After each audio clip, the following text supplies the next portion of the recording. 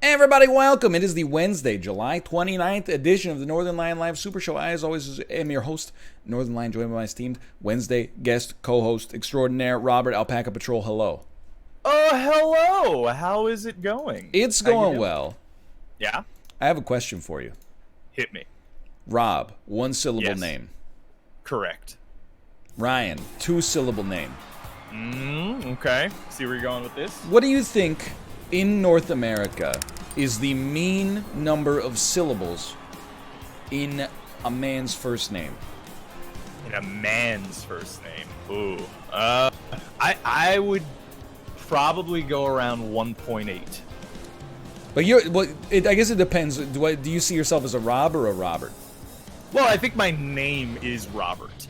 Okay. And like From the a other legal ones standpoint. are right, yeah. The other ones are like all nicknames. Okay. So I'm a two-syllable boy. But I'm like Michael. Yeah. Apollo. See, but and the reason that I say 1.8 is because there's a lot of Johns. John. Joe the plumber.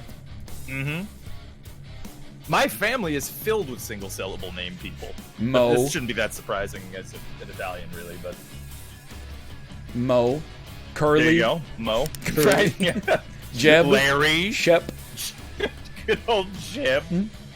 Jeb? How many syllables is that? Jebediah. 4. That's He's 4. got a 4. Look. They didn't pay by the letter back in the Old Testament days. That's all I'll say about that. Hold on. Okay, so we're going to play baseball. We're going to play GeoGuessr. We're going to play Jeopardy. I do need to restart my baseball. It's not recognizing my controller. Oh, no. But it's going to recognize my controller. Wait, actually, maybe mine isn't either? It's gonna recognize my control unless you Steam error. An error occurred. The app's already run. Mine works. Just hit the button, dude. Okay, hold on. I mean, mine worked by unplugging it and plugging it back in, which is also, by the way, incidentally, my suggestion for the next step in America. Oh, unplug, replug. I see. Yeah. Just turn it off and turn it back on again. Dunk. Okay, I got one other option. You ready for this? Yeah. I'm gonna close Super Mega Baseball. I'm gonna exit Steam. I'm going to relaunch Steam. Hell yeah. See if that fixes it. Otherwise, we're playing mouse and keyboard baseball. I mean,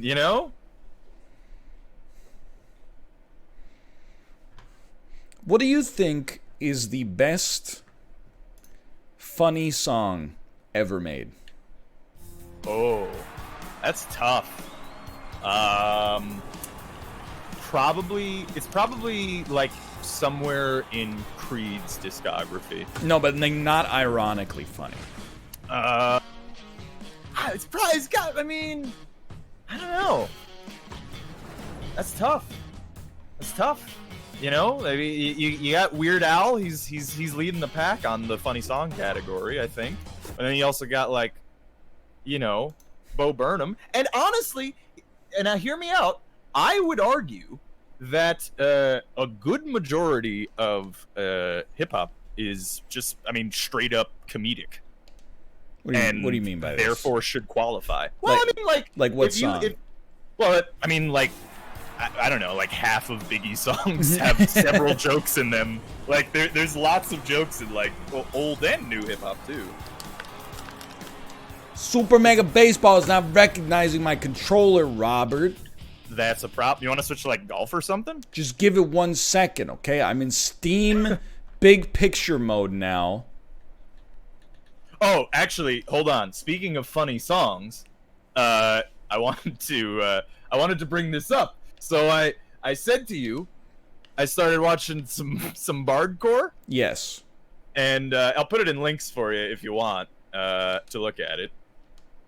And I don't know, maybe someone from my chat can give it to your chat or something. But basically the gimmick is it's modern songs played with medieval instruments and then rewritten with medieval nomenclature. And it's quite okay. funny. How? It's a good time. like, okay, so like I'll give you an example. Hold on, let me see if I could find a good lyric. I was listening to the thing that I linked to was somebody that I used to know in Bardcore. Okay. By Gotcha. Gotcha. Hold on, let me see. I'm trying to find the exact one that made me like crack up laughing. See if you can find yourself this invitation as well. Although you are not online on Steam. Okay, hold on. I accidentally invited our Belgian friend Alex to play baseball with us. Well, you know. Are you online? Oh, I'm offline and my thing is broken. What? It's a shift tab big blue button. Can you give me another invite per chance? I don't see you now I see you online. It says invite sent. Yeah. All right, I'm connecting. Oh my god, I think it worked.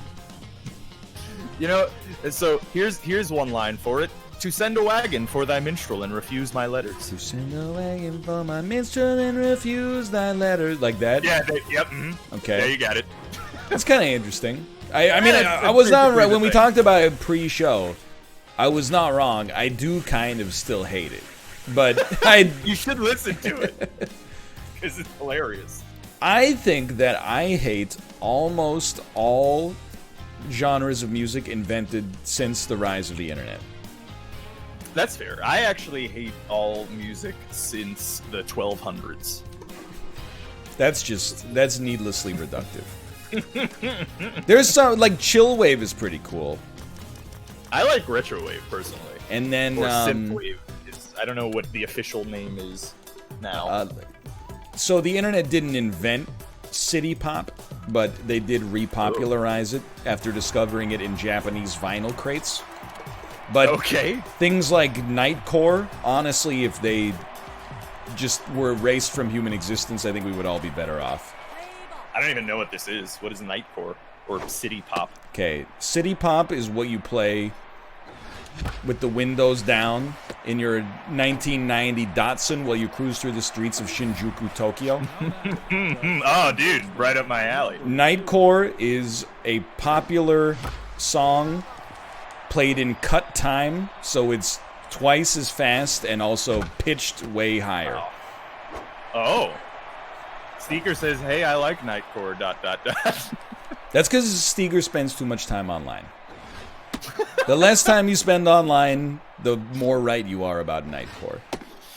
You know, that might be true. I don't know enough about Nightcore to dispute it, to be honest with you. Oh, that's the one! That's the dinger, dude. No! Are you kidding me? Dude, that's bullshit. Their park is too big. It is too big. The Bengata Bowl. Wait, excuse me. Oh, it's my turn. I guess I'd do that. That was wrong. Oh, what a pitch! So I do need to say, I saw someone in chat say, Small Ant is talking about you. YouTuber, speedrunner extraordinaire, Small Ant, the world's fastest pencil sharpener on Earth, DM me yesterday and was like, hey, I heard you had a problem with your Twitch VODs going to YouTube. I had the same thing, and here's how I fixed it. And he sent me, like, 2 screenshots, and then I was like, hey, thanks for the advice. And then I tried it, and it completely fixed my Twitch monetization to YouTube problems. That was, oh, fuck. It was given every single video on YouTube that came from Twitch, like 19 mid-rolls. Now I have control over that again. So nice. First off, thank you to Small Ant, a.k.a. Small Ant. And then also, I was able to pass on that information to Bear Taffy, as if I had discovered it myself. So thank you for that as well. I appreciate it. And now I need to pass it on to Quill, because Quill's been having the same problem, apparently. So anyway, thank you for that. That was helpful. What a nice guy. What a nice guy. Fucking small ants all the time. Being small and making colonies and stuff. Nope, that's mine. Oh. You're not getting I had second. trouble getting her out. No problem, no problem. I thought he was going to get it. I used way too many pitches on that person. Ooh. Rob, the NHL started yesterday.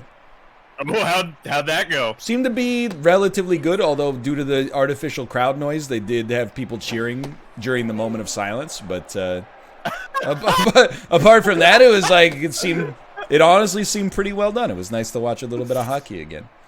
Oh, that's good. Well, I don't know if you've been seeing what happened with baseball. Yeah. Happening with baseball. Oh no! Let's go. Whatever. You don't need one out.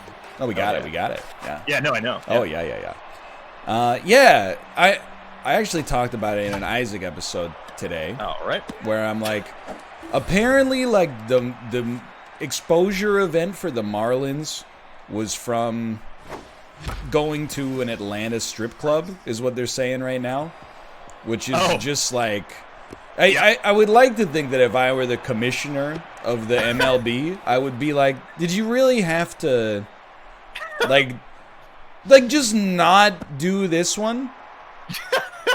I mean, look, like, beyond anything, the fault is not necessarily on the players of doing anything. It's the league for forcing them into fucking training and dugouts and shit.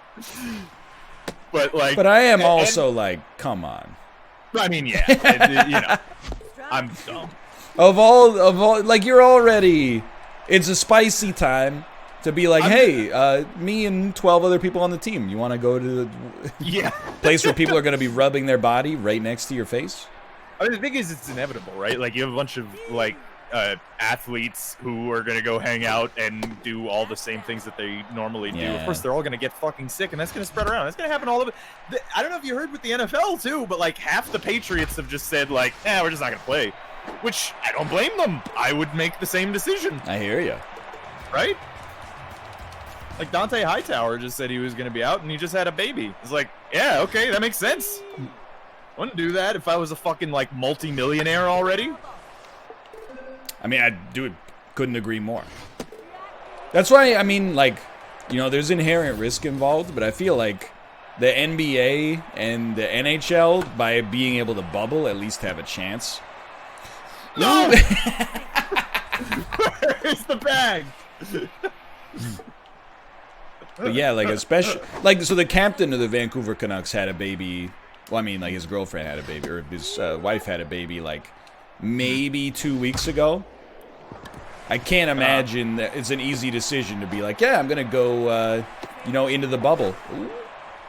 I haven't been paying attention to any of this. I've been trying to listen to you. It's okay. I am pretty compelling. So, yeah, he was having a Well, baby. yeah, I'm just like, honestly, I mean, I feel bad for him for being away from his newborn. But I also, I feel bad for the mother. That's like, hey, we planned on having this baby in the off season, but now the dad's not going to be there for, like, I don't know, somewhere between 6 days and 2 months.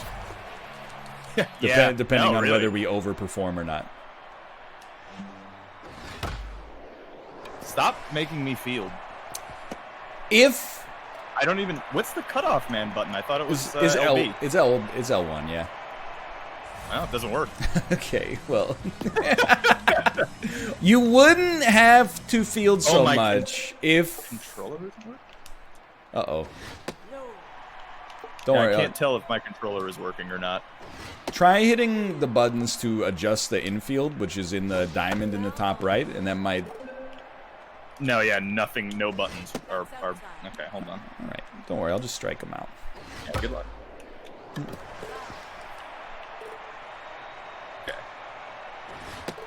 There's one. All right. Nice. What's the score here? It's only 3-0, no problem. Yeah, it's 3-0. We're fine, dude. We'll be all right. He's done it. I hit the wrong one. It's all right. It's inning 2 of 9. We got. We're doing a 9-inning game, huh? Yeah, you know, there's more time to recover. I haven't, you know, it's just, you know, I haven't focused yet. That's all it is. I understand. We were having, you know, banter conversations. There's lots of things happening. Talking sports. Honestly, I'm used to it. Also, I don't particularly care to win, so I mean, you know.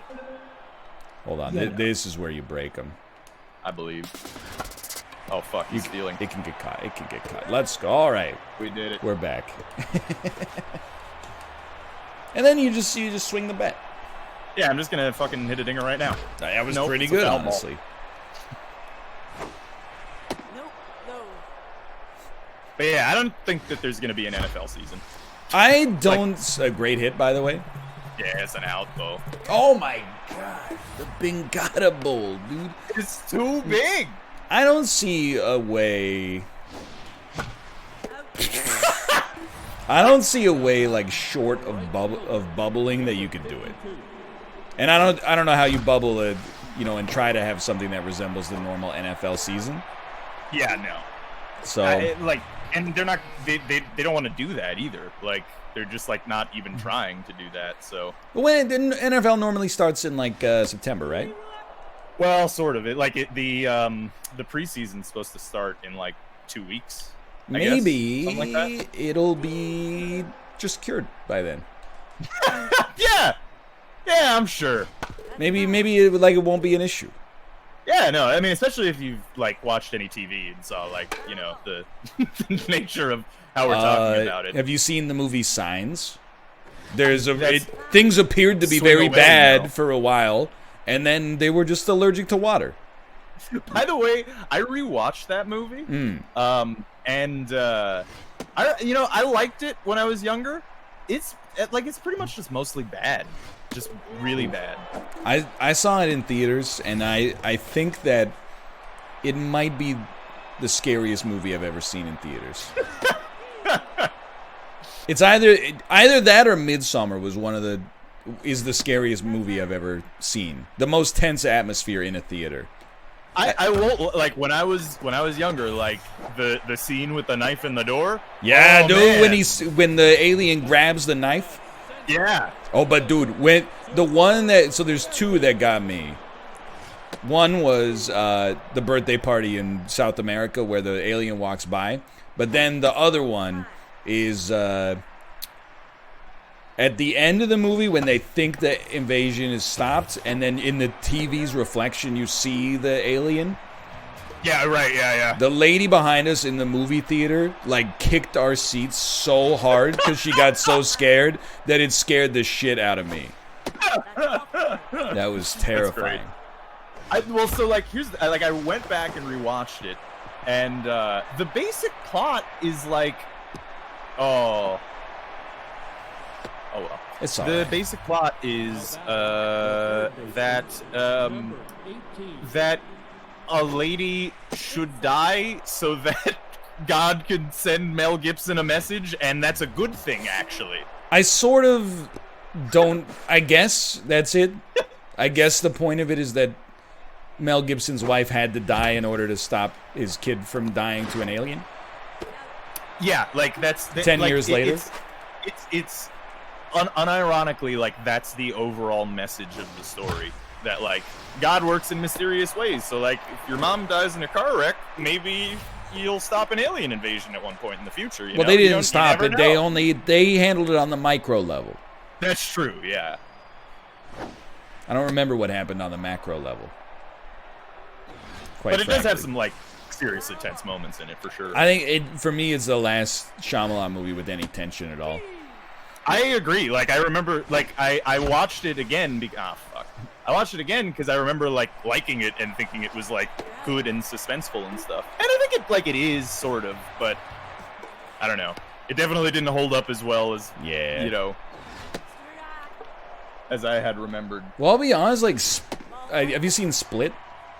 Yeah. I thought Split was okay, but I was also like, is one of the most maybe self-indulgent movies I've ever seen in my entire life. Like it feels like Michael Scott wrote the movie to star in as himself, and then every time he's like knock knock knock, they open the door and he's like, hey, I got a southern accent now. Hey, isn't that weird? And then don't hold on, my friend's coming. Hey, it's me now. I'm you get the idea. Yeah, it also has like some uncomfortable ideas about like mental health and like.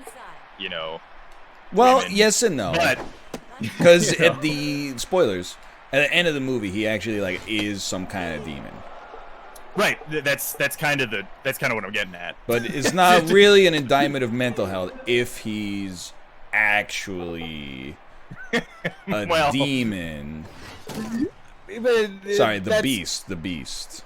Right. I'm talking about the beast specifically here. Mm-hmm. Yeah, I mean, that's a good point, you know? Yeah, no, I remember when... I'm going to destroy you. But yeah, no, when we watched it, I also didn't find it, like, oh, come on. Right off the tip of the bat. Spark's too big, dude. I also didn't really particularly enjoy it. And then we also watched the sequel, whatever it was called. Mr. Glass. Oh my god. I know. Wait, what was that called? I think you're right. I think it was Mr. Glass. Oh, it was just called Glass. That's right. That's why I was having trouble. Although, like, I really liked Unbreakable. I think Unbreakable's pretty good. Yeah. Although now I kind of want to rewatch it and see if, like, was this 12-year-old brain Rob being wrong? Did you ever see when Dan tweeted, "Hey, what's the most underrated film you've ever seen in your entire life that you love but nobody else has seen? I'm looking to watch something way out of left field tonight." And everybody responded with like a bunch of independent and foreign movies, and then he went, "Okay, we're gonna watch Unbreakable."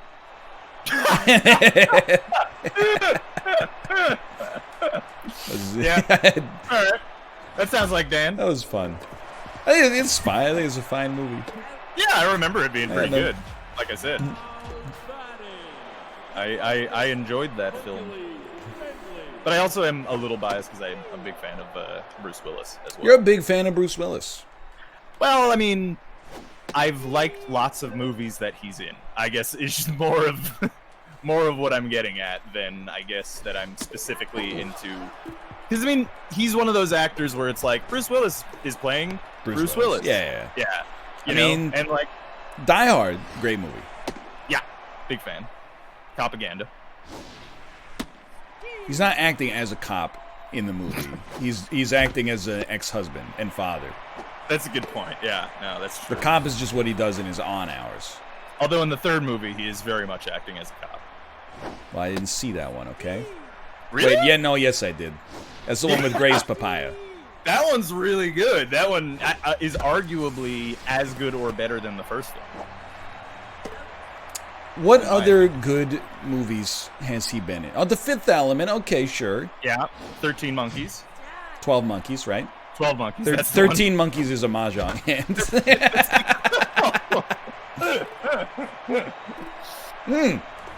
Wait, that's right. Pulp Fiction. That's a pretty good one. Yep. He's great in Pulp Fiction. All right, you're right. He has been in more... He's been in lots of good movies. He's been in more good movies than I thought. Yeah. He hasn't had, like, a bad string of films in his career, really, so much. Except for, like, recently. Yeah. One might expect for him to have a Nicolas Cage-style filmography, but he really doesn't. I feel like Armageddon is very bad, yeah. I feel like the problem with Bruce Willis... Well, I think he and Nicolas Cage have a similar thing where they play themselves. However, Nicolas Cage is more insane and thus way more interesting on film. I disagree with your characterization of Nicolas Cage. Oh, okay. All right. Nicolas Cage is a character actor. He doesn't always really play just himself. He does in like the mainstream movies that he gets in, and then they just want like Nick Cage to be Nick Cage. But like whenever he picks his own movies for like fun, he's just out there and doing whatever the fuck he wants to do. But also, I am a big Nick Cage apologist because he's a very good actor who gets a bad rap because he's been in a lot of shitty movies. I do agree with that. Yeah. Oh, fuck your face! Like, if there's one movie I think you gotta see, I really think you should see the movie Drive Angry. Nicolas Cage, Amber Heard. There is a gunfight in that movie that happens while he's having intercourse? Oh! Real dinner? Please. I think it's gone. I think it's gone. Oh! Are you kidding? Wait. Oh, it bounced off the wall? Now batting, the left fielder. How do you move Number batters? 13. Like LB? You point with the left analog stick, and then hit Oh, okay. hit the face button of where you want them to go.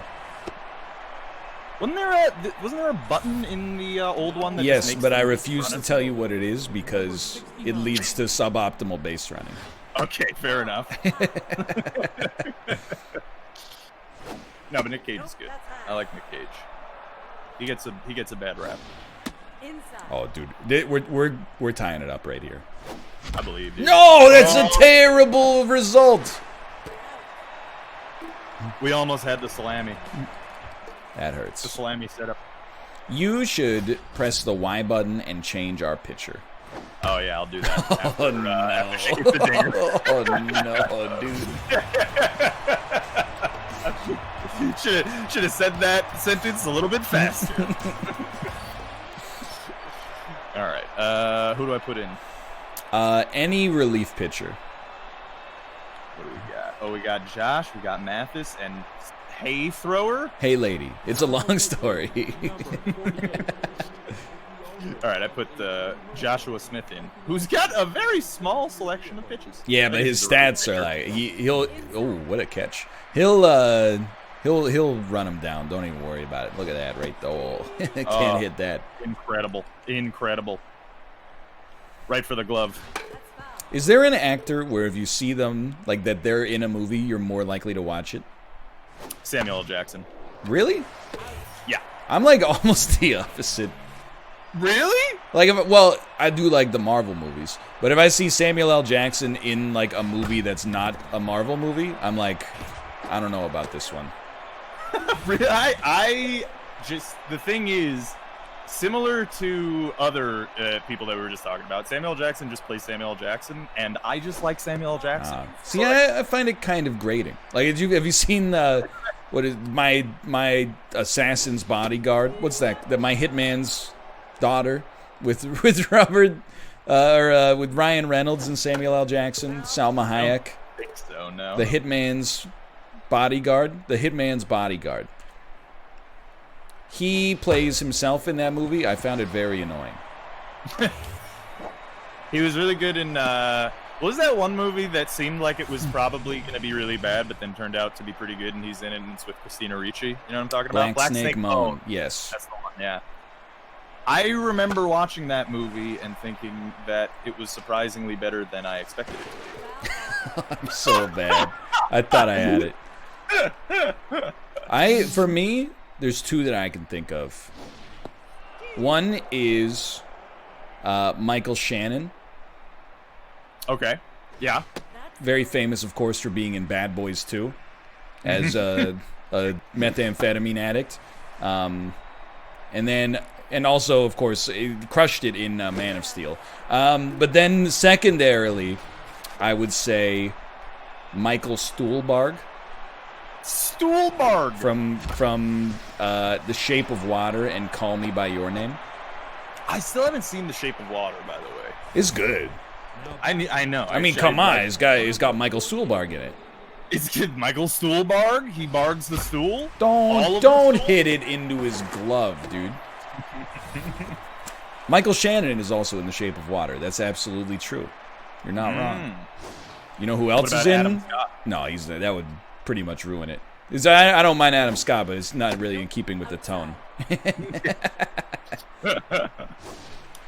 Oh, shit in your face. Also in that movie, another actor I would put in the same boat, Richard Jenkins. Is that old dude? Old dude, famous for 6 Feet Under and Burn After Reading. Okay, yeah, I think I know what you're talking about.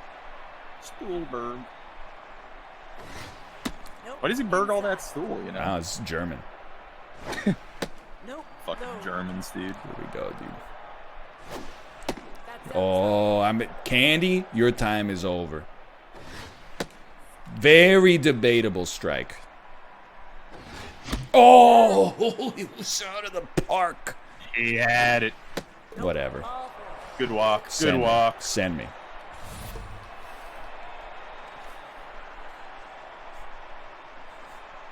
All right. Yeah, that's better. Oh well. Yeah. Top of the ninth. Here we go. Top of the. Well, it's the bottom of Bottom the of the eighth. eighth. Yeah. That's what I mean. Oh. Oh, come on, Daniel. What? All right. We're having a bag skate tomorrow. So, what's going on there? The Daniel didn't pick it up, and then I pressed B, and he threw it away from the man at the mound. Or at the plate. My expectation is that the AI, as you ran towards the mound, went, okay, he's not gonna throw it. So the pitcher, walk off, yeah. So the pitcher who was covering first was like, I'll go back to the mound, and the rest is history. Yeah. Oh well. Oh, Steer right. that's foul. Oh, what a jump. Keep hitting the wrong one for the dive. Honestly, But, I think we're gonna win. I'm not even being facetious. We just need one good inning. The pitcher's tired. It's already settled. We could smoke him. Look at that. Look at that. Easy inning. Now, this is where we gotta get it together, but I believe, dude. You have to carry me and hit a dinger right now. just get it over his head, Apollo! All right, it's X swings at all times. Come on.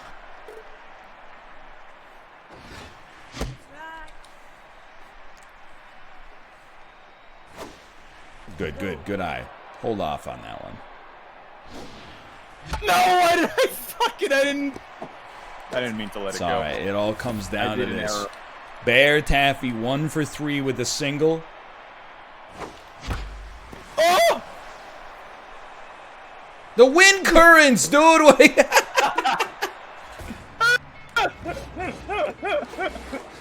I also blame the wind, honestly. Run it back. I have full faith. We got all the kinks out. Oh wait, no, yeah, I want to go on the bottom. I don't want to set up the lineup and do all that stuff. It's complicated. All right. Maybe it was because we were battling the moose people. You know, Excuse me, I'm on your team. What is this song? So I don't know. pleasant. Yeah. It's like Paul Simon's Graceland. This is like what would play over a tutorial on how to use the facilities in your hotel room. Absolutely true. Oh, you're roasted.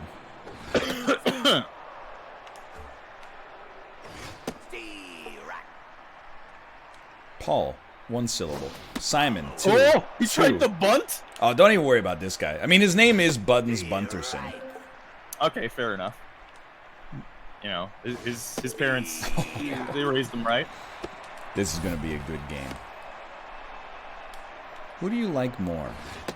Keanu Reeves or Ryan Reynolds? That's a tough one. Who doesn't like Keanu Reeves at this point? Like, yeah, the question is like in what way? Ryan Gosling, historically, I think has taken better film roles lately, or in general. That's true. However, we were talking about Ryan Reynolds. Oh, dude, Keanu Reeves, 100%. I thought we were talking about Ryan Gosling.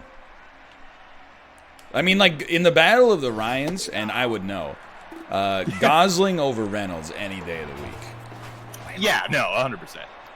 But if we're talking about, like, acting prowess, you know, I don't think Keanu's in the... Yeah, he's got in the narrow highest range. regard. Oh, But I really like Keanu, though. he's a perfect John Wick. He is a fantastic John Wick. And a perfect Mr. Matrix. Yes, Neo. No. His name's Mr. Matrix. Do you know Apollo's never seen The Matrix? Really? I keep telling everybody that I know because it's so flabbergasting. I mean, Jess had never seen the Matrix either. That's crazy. Yeah, until like a couple months ago. Well, I mean, in fairness, she had seen it, but she said she saw it drunk and then never watched it again. Came out when she was like 5 years old. Yeah. I mean, The Matrix is really good. Oh my god! Yeah, a little. Yeah.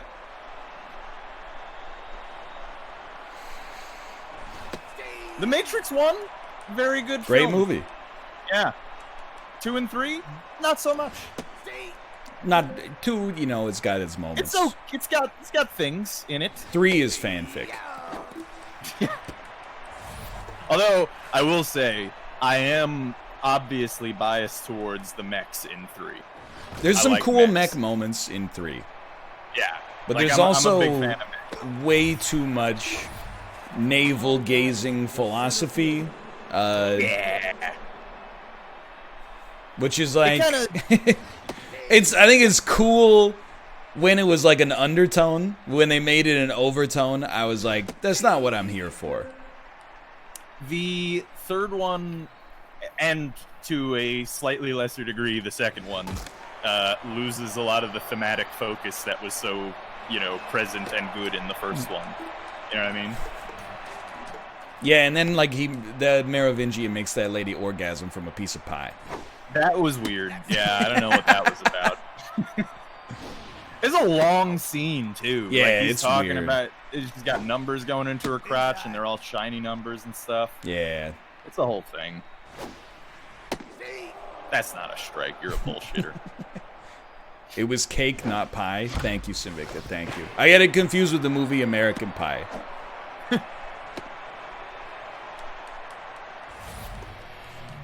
Talking about John Wick, I was like, yeah, it gets as good as the series goes on. What are you talking about? John Wick Wrongish. gets better. Wrongish. I actually like. I think it having goes now 3-1-2. watched all 3 multiple times. I still contend that like the third one is probably the best one, even though I think the second half of the movie suffers a bit from like, I don't know, strange things. I'm a 3-1-2 guy. Yeah. I think 3 is the best. I think 1 is insanely good, and I think 2 is better than just fine. Yeah. It's not a strike, and you are a liar, sir. Okay. Valiant attempt, honestly. I can't hit the broadside of a barn today. It was an X one too, but it just didn't Screw this. It's Homer City. That's not my pitch. That's not my. I need the slider. Give me the slider. No, inside. Why was that like the Star Wars character? Oh no! Oh, I'm gonna get you. That is the last time you're gonna get me going down swinging. Buzzards, you just made my list of things to do today. Take one of those, call me in the morning. Take one of these, call me in the morning. You don't get time to set up anymore. We're just going for it. Look at that. Incredible. I just think that like the John Wick formula is best served with absurdity. Dude, I agree. You know? Yeah. Like once they committed to that absurdity in 3 and 2 to some degree, it was just like, okay, I get it. These are really good. There were moments in the theater of John Wick 3 where I actually wanted, like, I felt emotionally overwhelmed to the point nearly of crying. Just because I was like, this is so badass. Which is a super weird thing to say, but I was like, this shit is so cool that I'm like emotional about it right now. I'm like, I can't. Can you imagine being in the writer's room for this stuff? This is incredible. When the dogs were biting all the dicks off and stuff like that, I was like, I was weeping because I was like, how could this make it to the theaters? Like, we live in a beautiful world. I mean, honestly, the whole, just them committing to having so many different horse murders. Yes. For no reason, really. It's just, you appreciate that kind of thing. I was leaking Pog. I'm not afraid to admit it. Good series. Yeah, I Excited agree. for if they make a fourth one. I hope they. Make I a still, and I said it when I saw it back then, or last year, but I still think they should make like a John Wick 4, where he either travels back through time or somehow is like in outer space. Like my ideal, without spoiling John Wick 3, my ideal segue would be like, you know, somehow he tumbles down into like that Seth Rogen movie where he gets embalmed at the pickle factory in like the 19th century, but in reverse, so that he gets unfrozen in the future or something like that, and has to murder a bunch of cyborgs and aliens, or alternatively they shoot him into outer space. Yeah, honestly, I feel like outer space is probably going to be more likely. Like there's a murder on the ISS, and then John Wick has to go up there and. That's a little bit too contemplative, I think. Or just give John Wick. That's good. Give John Wick like cybernetics. Like his body's so battered and bruised that they give him like some steampunk grafts or something like that. They already kind of like went into that with like the Armor Smith character, right? So like it's within the context of the story. It could work. I'm ready. I'm in for anything, really. Just keep making them. Yeah. Also, one of the most fun theater experiences I've ever had. Yeah, I can imagine. Just a lot of people going like, ooh. Yeah, I really actually now want to see the next one in theaters because I can see why that would be fun. Not a home run. Definitely not a home run. Oh yeah, we're good. We're good. Okay, let's get these bats moving. Hello, Mouth. This one's for you, brother. Watch this. Hell yeah.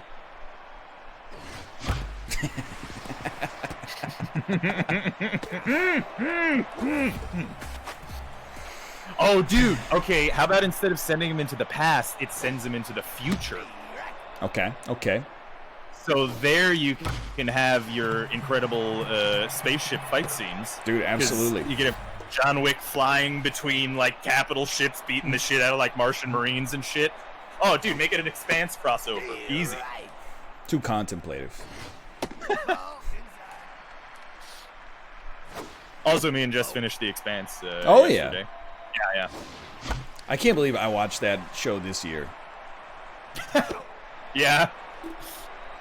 It's been a long one. It's a good show.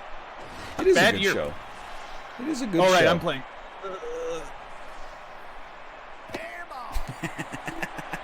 Did he not? He You got it in your glove, you madman!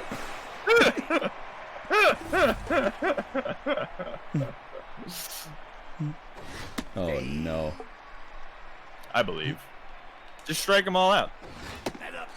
I mean, like, I'd like to, but they do put like 9 fielders out there for a reason. Oh, come on. Yes, yeah. You know what? I can lower the difficulty. I don't think you need to lower the difficulty. No, not difficulty. Discord sound. Oh, the Discord sound. All right, this is the wrong time to lower the Discord sound. You're gonna do it now, though. Let me know when you're done. I am nearly complete in my strategy to do it. There you go. Boom. Okay. Is it routine? There we go. Easy rares.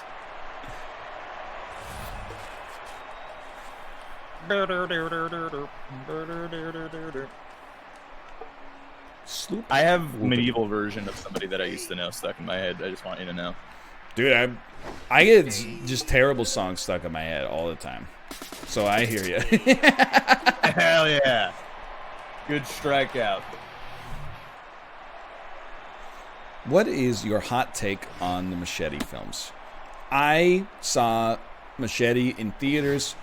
I thought it kind of sucked. Yeah, I didn't like the Machete films. I needed it to be more of a parody than it was. I really like Robert Rodriguez, though. I kind of don't, I think. Really? Yeah. Like, I'm trying to think. Like, I like, because he did From Dusk Till Dawn. He did, yeah, but I don't really like that. Really? I think it's okay. Oh, that movie's fun. And he did Planet Terror. Planet Terror, yeah. Spy Kids. Oh, we have been yeeted from the game. All right. You have been kicked out of my party, Robert. Yes, I have. I guess. Maybe Steam. Steam may have gone down. It looks like it's up. Whatever. Just invite me again, I guess. Well, I can't because it says initializing. Not enough jank and machete. Agreed. Yeah, like it's not as. It's almost too self-indulgent and not enough. I don't know. It's hard to explain with them. I haven't seen it in a long time. I only watched it like the one time when it came out. I always saw it like the Expendables, where like the sales pitch is like, wouldn't it be funny if Danny Trejo, you know, I mean, Right. the exact concept of the film Machete is what I was about to describe, but you get the Yeah. idea. Yeah. And then the actual movie itself was just kind of boring. Yeah. But I do like the idea that Machete was originally from Spy Kids. That's pretty funny. But even that's lost on me because I was a little too old for Spy Kids, so. Were you really? Oh, I was. I think maybe I was 13 when you had to be like 10. Spy Kids was a time, I recall. Like, that was out there. It had some really, like, intensely weird shit in it, too. Which I appreciate. Trust me, you know, whenever people like that are 3 years younger than me try to dunk on me on Twitter, I see it's the kid from Spy Kids with the super eye patch that goes like thuff, thuff, thuff, thuff, thuff, thuff, thuff, so we can zoom in really far, and it's like looking for who asked, you know? I get it. Trust me. Here, we could play a 3-inning game here. I believe. The Sandcats. Send it. Yeah, but I was also not a big fan of Planet Terror. Although, Yeah, it I has feel one like of my Death Proof favorite is better. lines. Death Proof is better, but it's mainly because, so like, you know, that was part of their grindhouse thing. Yeah. And the thing is, Death Proof is kind like, that is an exploitation film, and like Robert Rodriguez's Planet Terror is like kind of an exploitation film. You know what I mean? And so it kind of misses the tone of what they were going for. However, it has one of my favorite lines of any movie ever in it. Hey, my leg's a machine gun. No, it's I'm gonna eat your brain to get your knowledge. Oh yeah, I remember. You said that before. I'm a big fan of that line. Ball outside. I want to rewatch Death Proof, actually. Yeah, now that I think about it, I'm not sure that there is a Robert Rodriguez movie I've seen that I actually really enjoyed. Not even From Dusk Till Dawn. It's a shame. I don't know, like, I get it. Like, his penis is a gun. It's less that and, like, the over-the-top absurdist violence and stuff. You know, like John Wick. What short did he do in Sin City? Did he do the first third of it? Is he Mickey Rourke and Nick Stahl as the yellow bastard? Robert Rodriguez? Yeah. He did the whole movie. He was the director. Really? Yeah. Sin City 1 and 2. He did all of it? I don't believe this. Yeah. It was just Quentin played his multiple Tarantino stories. directed a scene in a car. I remember that. I believe that. I mean, they're close friends. But I mean, as far as I know, Robert Rodriguez is the sole director of that I movie. didn't know that. Another Bruce Willis movie. Yeah.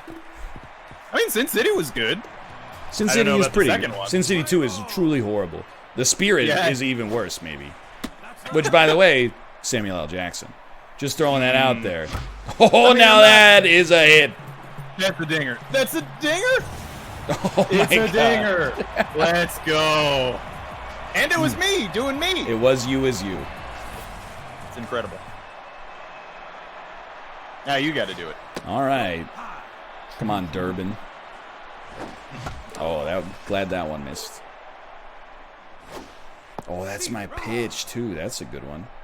Also, Kill Bill Volume 1 has grown on me over the years. But, having rewatched it again, it still kind of drags a little bit in the middle. I always liked 1 more than 2. But I Two is not- underrate both of them, I think, compared to the Tarantino average. Agreed, yeah. All right. Oh, God! Oh, my Lord. He's rattled. I will take it. Not my pitch. Not my pitch. Not my pitch. Like, one is more focused on the, like, aesthetic qualities of the movie, and, like, the second one is more of, like, the story of the... beep! Yes. He got me on the changeup. What a player. You see that we're getting Tenet in Canada before America. You get... Well, no, what? How about... No, the movie Tenet. Not Tenants, I understand. I That's thought a you were dirty getting word. David Tennant in Canada. I was like, I'm No, jealous. sadly, we already got him. Oh.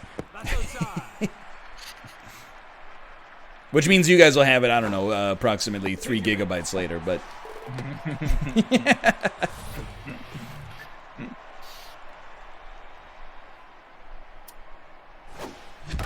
Have you seen Good Omens, by the way? No. It's unlikely I will watch Good Omens. I actually don't think you'd like it, so I wouldn't recommend it. I could kind of tell from the trailer that it might be good, but not good for me. Yeah, I'm not sure that you would be into it. The number one thing that will trigger me to like irrationally hate a media product is if it could be described as precious. If anyone's ever like, or it's like a little tongue-in-cheek nod, that's where I'm like, no. I want the tongue in the mouth, not in the cheek. It's not really tongue. I mean, it's pretty much straight up like a straight adaptation of the book. Preciousness, cuteness annoys me. It's like I wouldn't exactly describe it that way, but like Is you it could pun describe driven? it that way. No. Is there a lot of not really. wordplay? There's a lot of wordplay. Yeah. Oh, that's well, a knock. actually, I mean, yeah, there's a good bit of wordplay. It's fun, but yeah, I don't think you'd like it. Are any of the people villains with a heart of gold? Yes. Oh, son of a bitch. Although, in fairness, it is inaccurate to portray him as a villain, especially considering the themes of the show. I hear you. But, rip. But you know, I liked it, and I'm biased. I'm a big David Tennant fan, so I'm not like against people liking them. I am just, my history tells me I would not enjoy it. I think you're probably right. But I would rather watch that than Carnival Row. Any day of the I week. watched like one episode of that. And I don't see it. I don't get it. How? Because I know people actually like that show too, like a good bit. I think. I'm gonna hit you with this is not a hot take at all. Actually, it's just kind of insulting, so I apologize, but I do not believe that Cara Delevingne can act. Is that the main lady? It is the main lady. Yeah. She is also in Valerian and the City of 1,000 Planets. Oh, Steel. And she is in Suicide Squad as the lady who... Enchantress, is that correct?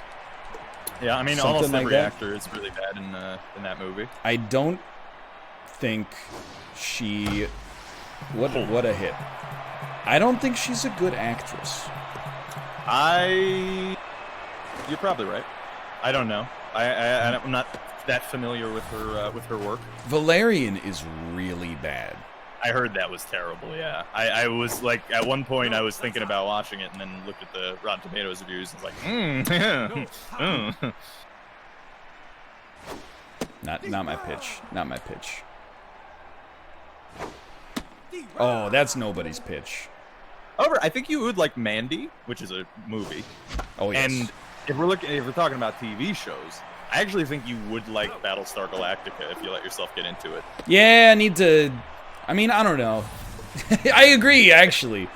Yeah. I'm just like, I'm not looking for media right now. That's fair. I'm kind of like media'd up.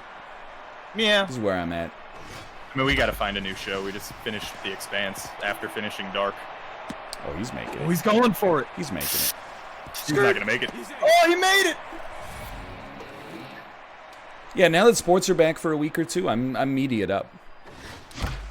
My team plays Mouth's team tonight. Oh, that's right. You have hockey. Yeah. Yeah. For 5 games or so. Right. Yeah. Until the league dies from COVID. I think the league will finish, but I think we might get eliminated. Oh. All right. I just pressed A twice. The Jets are not going to win 18-3, Mouth. They'll probably win 5-2. The Jets aren't gonna win anything. Well, the Winnipeg Jets. The good Jets.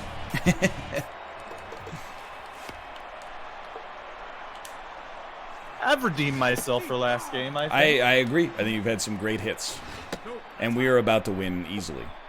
like 4 of the 5 points. You know what? I'll put Minkus in here. Hell yeah. He's our closer, and we're on inning 3. Oh, Jesus! As an aside, by the way, it's only because I learned this by seeing an r/NFL thread. But I would encourage people to just Google Larry Fitzgerald butt. Okay. Former wide receiver for the Arizona Cardinals. He's a legend and an icon and future Hall of Famer. But also, he's got a dunk. He's got a dump truck? Like, seriously. Like, it's actually... It looks like it's photoshopped when you look at pictures of it. It's incredible. I mean, so, like, I obviously, like everybody else, have the opinion of the NFL that it's, like, unbelievably, dangerous. Yeah. Of course. There was another guy. But also, that danger and the level of physicality required has created some of the most unbelievably in-shape human beings in history. Yes. Like, I watched a workout video of James Harrison, and he was just doing shit that, like, probably no human being should ever do, but is amazing. He was, like, doing... like 500-pound squats with like chains hanging off of the weights, and then the chains had other weights attached to them, and he was just repping it like 30 times. And I'm like, what the hell's going on with anyway? Larry Fitzgerald butt incognito. Yeah, look it up. Larry Fitzgerald butt.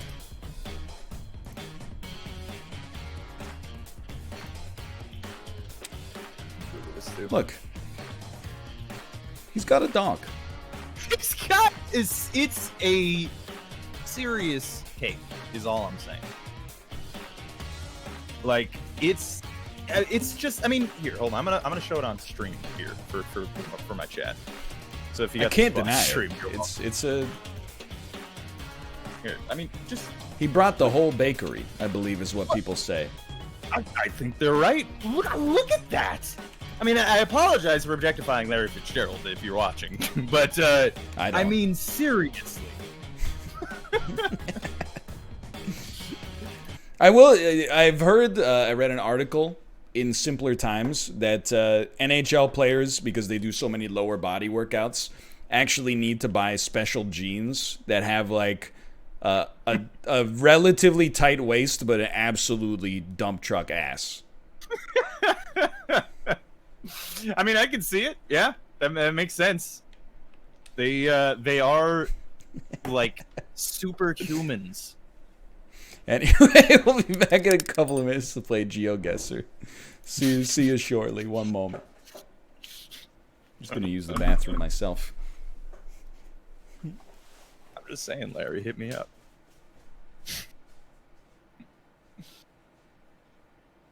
Let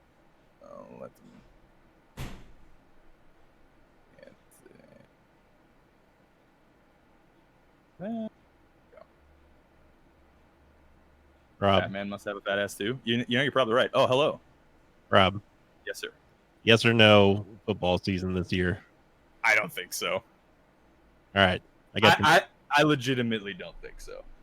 All right. I got you tallied. Thank you. Citizen to Larry Fitzgerald goat. Brain stick for you. Thank you. Larry Fitzgerald is, well, I don't know, man. I guess I didn't grow up with Jerry Rice, so I don't I'm not really there to make that kind of distinction. But I will say I watched a sports science with Larry Fitzgerald once, and they just like shot a bunch of footballs at him while he was hanging upside down, and it was like literally no problem for him. It was as if he had normally caught footballs upside down. It's frankly incredible if you go watch it. And that man is just a legend. Absolute legend. What happened? I want to come out back patrol. I don't know. But yeah, no, I don't think we're gonna have a season this year. I don't think that's gonna happen. And if it is gonna happen, I mean, that's gonna be a fucking clusterfuck. You know how many people stand on the sidelines of NFL games? There's like hundreds of people there. COVID is gonna just kill everyone who plays. And what sucks is that means that the lower paid bubble players are gonna be the ones forced to play. And granted, they're still getting paid $500,000, but still, I mean. Am I interrupting something? No, we're just talking about how there's no NFL season coming this year. Yeah. It's just not happening. I think it's impossible. You just can't do it. Let me create for you several seeds. Hell yeah, brother. You know what they should do this year? What? Just have all the teams play Madden. Yeah, dude. I'm game, frankly. I'd be very in for that.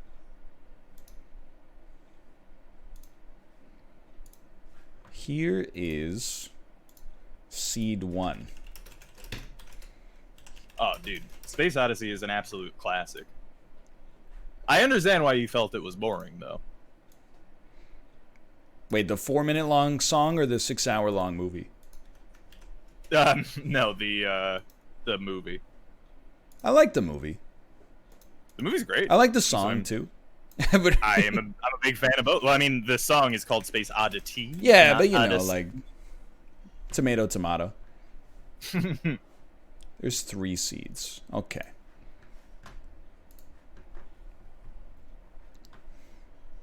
Hell yeah. am almost ready when you are. I think I am ready when you are. I am ready. Okay. 3, 2, 1, send it.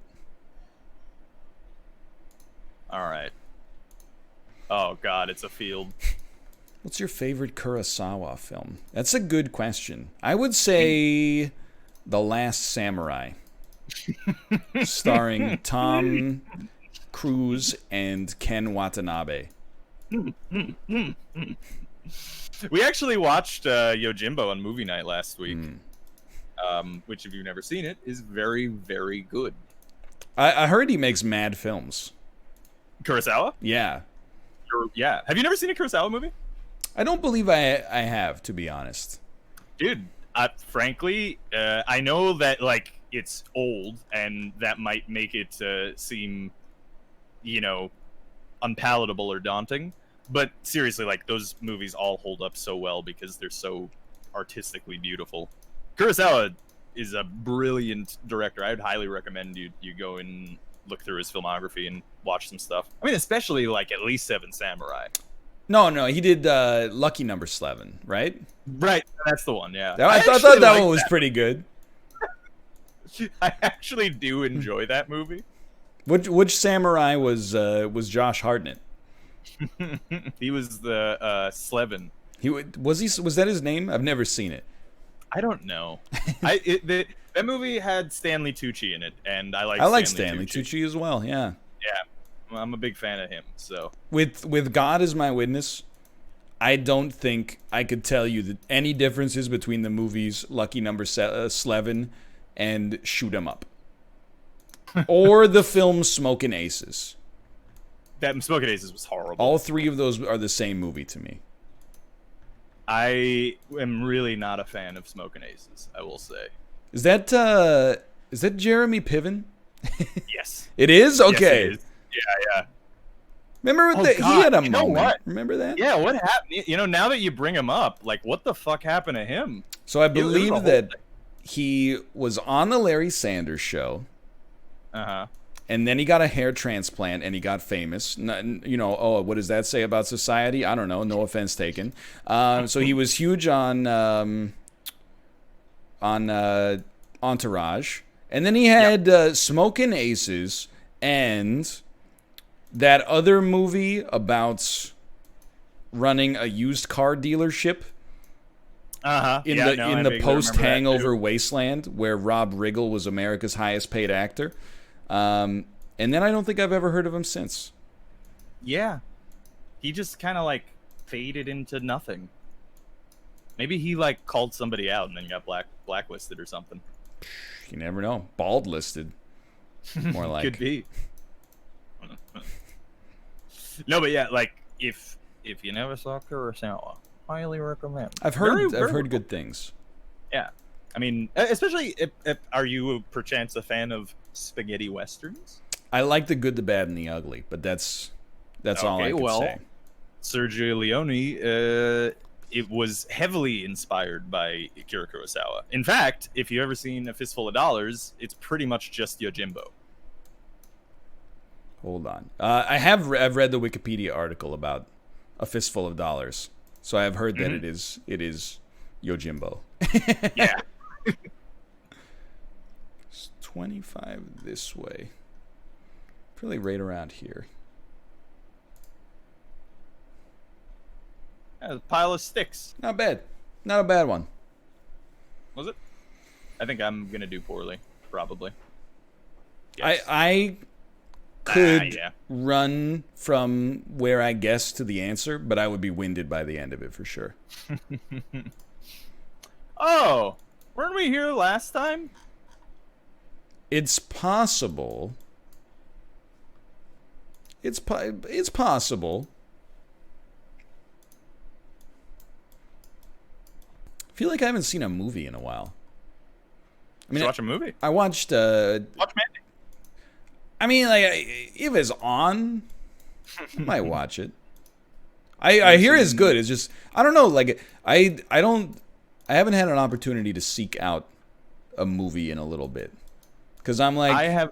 Like, I think people recommend stuff because they're like, you know, if you're stuck for something to watch, here's something you can watch. That's good and motivating, but that's not where I'm at. I'm more like, you know, I got like 80 minutes till bedtime.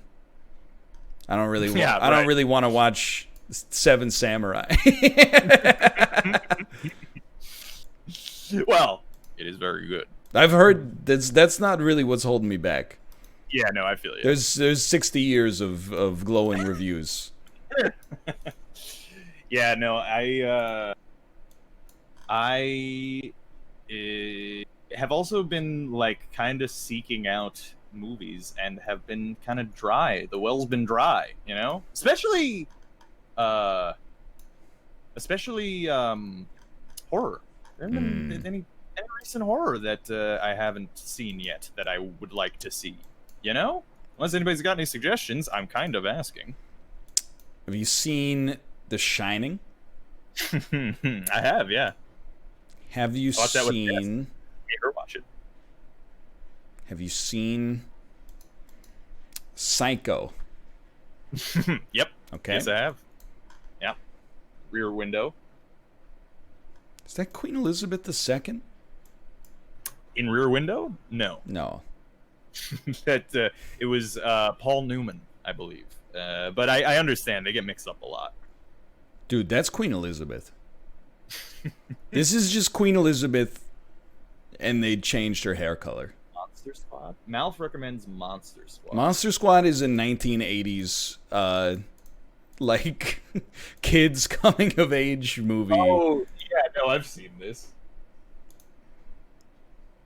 I mean, not in a very long time. Oh right, yeah, it has a. Oh man. Oh boy, yeah, I haven't seen that since I was like a literal child. I've never seen it. I don't remember it being that good, to be honest. But you know, Monster House board game, exactly. Yeah, You ever seen Monster House? I have. Yeah. I have not seen the whole thing. What is this cursed pizza, dude? I'm gonna Pizza. describe this to you, okay? All right. It's a very small pizza, so it is like already looks wrong. Yeah. And then the crust looks like like a strudel, but inside of the crust is a hot dog. Oh, it's one of those hot dog crust ones. Yeah, but the hot dog, I don't know. It looks warm, but uncooked. Dude, actually, have you had you can find them at like Korean bakeries and stuff. Oh, you're or asking me maybe if I've just had in hot general. dog bread? Yes, hot dog Yes. I do not, in principle, or in general, I should say, like Korean baked goods. Oh, that was Cambodia, dude. bread. Oh yeah. I thought it was Thailand. But I think it's because for lunch, about one every 2 days when I worked in Korea, I ate lunch from a bakery. It was just weird, okay, like fair. hot dog bread or like a curry croquette or like weird, like a sliced hot dog taco, like. Yeah, I mean, yeah. Look, I actually, I mean, I understand why you might be not inclined if you've eaten it a lot, but I'm a big fan of Korean baked goods, like the pineapple bun, the freaking anything red bean related. I do like the It's red just- beans, but Oh, it's just so good, and all of the cream stuff, culture. and their cakes. I gotta could say- not disagree with you more. Really, And it's a matter of personal taste, obviously. It's not, but like culturally speaking, like my tastes for dessert do not usually line up with the Korean taste for dessert, grains and baked goods. Like when I That's think of a fair. Korean birthday cake, they're all cuttable with plastic knives, and I know because I have cut about I don't know like 40 in my day, and it's like 6 inches of cream topping. And then you barely even know when you hit the cake because it's fluffy and soft enough to like be indistinguishable from the topping itself. I need some rigidity in my dessert. I need some firmness. See, that has not been my experience. However, the second part absolutely is, and that's the thing that I actually really like about it is that the cakes are like so light that it doesn't even feel like you're eating cake. A lot of the time, but like the ones that I tend to go for though from the Korean bakeries are the ones that like are basically dressed with like dollops of whipped cream and like put Yeah. you know berries and stuff on them, which is just delicious in my opinion. Dude, I'm a Central European dessert guy. I'm See, like give me I'm- something that's like if you threw it at me and it hit me, it would hurt. It would funk. Yeah, and it's not like something that doesn't need to be wrapped for its own protection. And then secondarily, don't flavor it with something like a strawberry. That's too easy. I want you to squeeze the flavor out of an apple or something like that. Like I want like an apple bunt cake, something along those lines. That's where I'm at. No, that's fair. Make I mean, me work for it.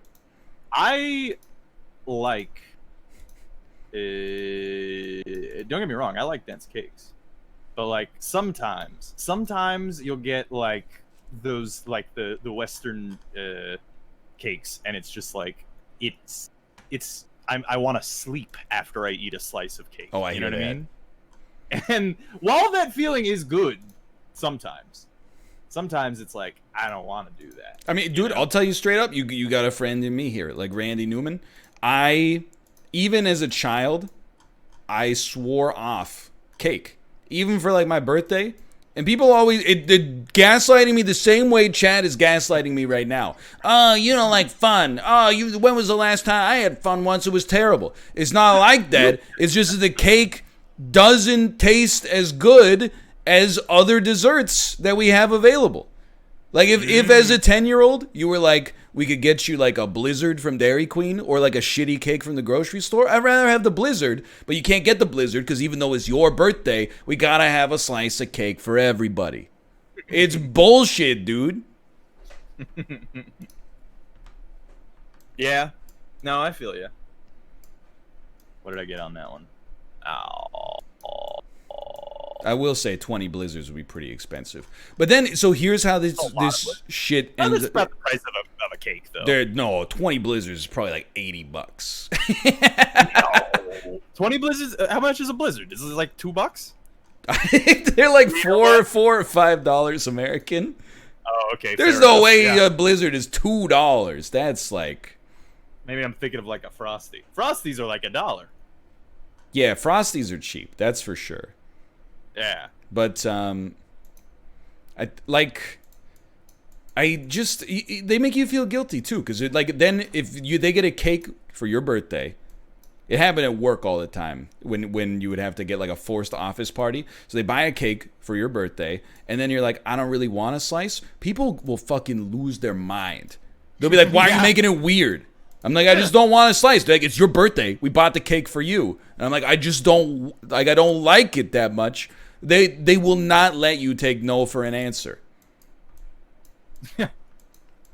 They won't take no for an answer from you. You gotta eat the cake. You have to eat the cake. Even if you don't like it, you have to make a 400 to 500 calorie sacrifice at the altar of your boss. Otherwise, you're making it weird. I'm okay with forcing people to eat the cake as a tradition if it's also the tradition that someone made the cake. You know what I mean? If somebody made the cake from home, then I would not do them I wouldn't be like, oh, you homemade a cake for me for my birthday. No thanks. On principle, I don't like cakes. I wouldn't do that. That's too much. I agree. And I think that's probably where the tradition stems from. But most people are bringing in like $30 cakes that they bought down the street. It's like, well, I don't need to eat that cake. I could just go to that store and eat that cake. There's a reason I don't eat cakes from the grocery store in my regular life, and it's not because like they're expensive. It's because I don't think that they taste very. It's not like I really want this cake, but I can't have it because it's my birthday soon. I'm not buying cakes from the grocery store because they taste bad. Yeah, I mean, I wouldn't say they taste bad, but like, they can taste pretty bad, especially if you accidentally pick one that's actually been sitting there all day. Yeah. Then you just get into a bad situation. I mean, here's my hot take, and maybe this is too libertarian. Okay. For an office birthday, I think that the birthday person should get whatever they want for their dessert. Okay. I think everybody else can bring a dessert if they choose. I don't think there's any need for a communal dessert.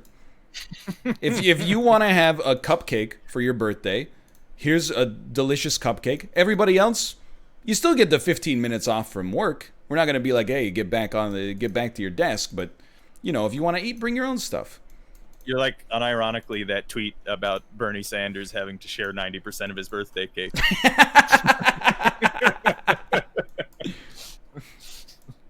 I'm going off. I don't know if this episode has gone up yet.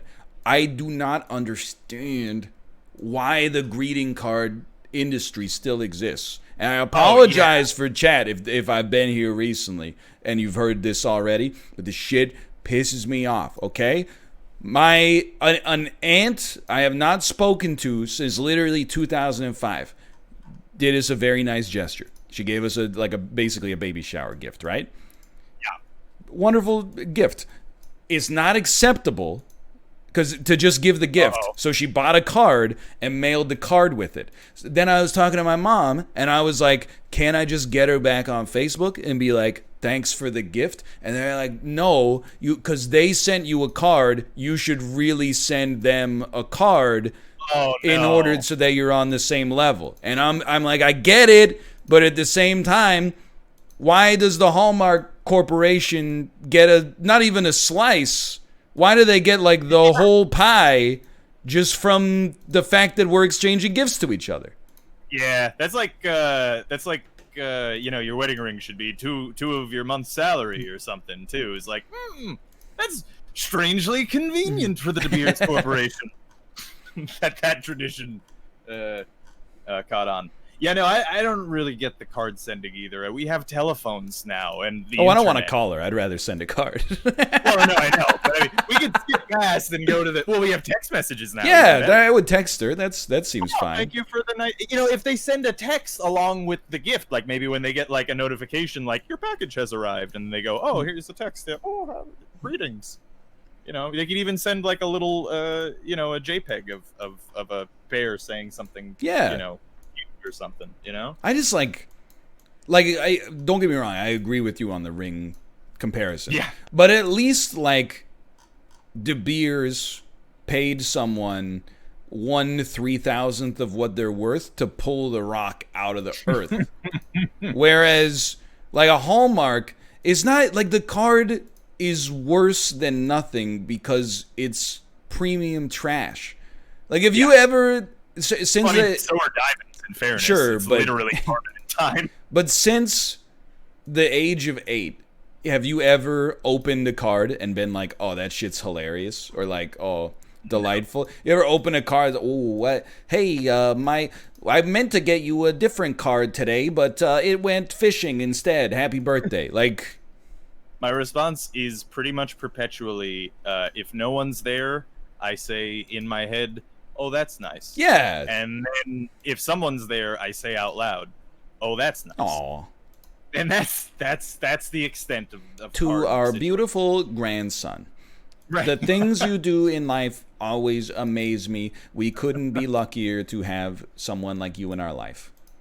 $6 plus stamp. Right.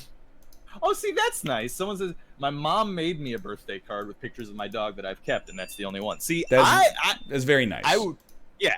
If someone makes, again, I guess it's a similar situation as the cake, where it's like, it's different if somebody makes it, but if somebody like writes some shit down in something that they picked up at a Dwayne Reed, it's like, yeah, thanks for writing. I'm telling you, the card industry is fucked. I'm with you. And actually, to your analogy, they still pay like their artists 1/3000th of what they're worth to pump out like 1 million pieces of art for stupid fucking greeting cards that no one's ever gonna, use or buy. I'm gonna be honest with you. This is your last chance, chat. If you have ever purchased a Hallmark greeting card for Boss's Day, speak now, and please offer the reason for it, because that is not going to fly once we get control of the reins. Okay? Also, speak on why you felt it necessary to celebrate Boss's Day.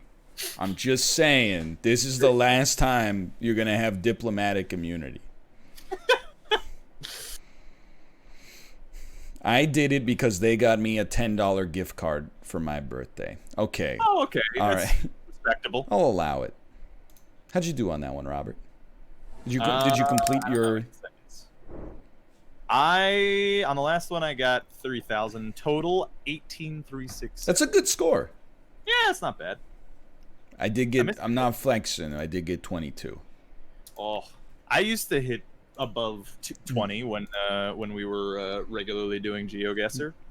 Gotta get back into the swing of things. Plus, since last time we played GeoGuessr, they've added some new countries. Hey, dude, and this particular seeds that we're running here, By the way, I'm ready for number 2 if you are. Oh, I just hit start. Do it. Yeah, let's do it. That's fine. Yeah. This particular parameters that we run tends to give us more diverse countries. Really? Okay. The only thing is, it also tends to give you those diverse countries way more often. Yeah. Okay. I can see it. Dude, can I hit you with another one? All right. I think we should normalize giving cash as an acceptable gift. I agree with that. Yes, 100%. I think that the gift card industry has been brainwashing people into somehow thinking that, like, cash, impersonal.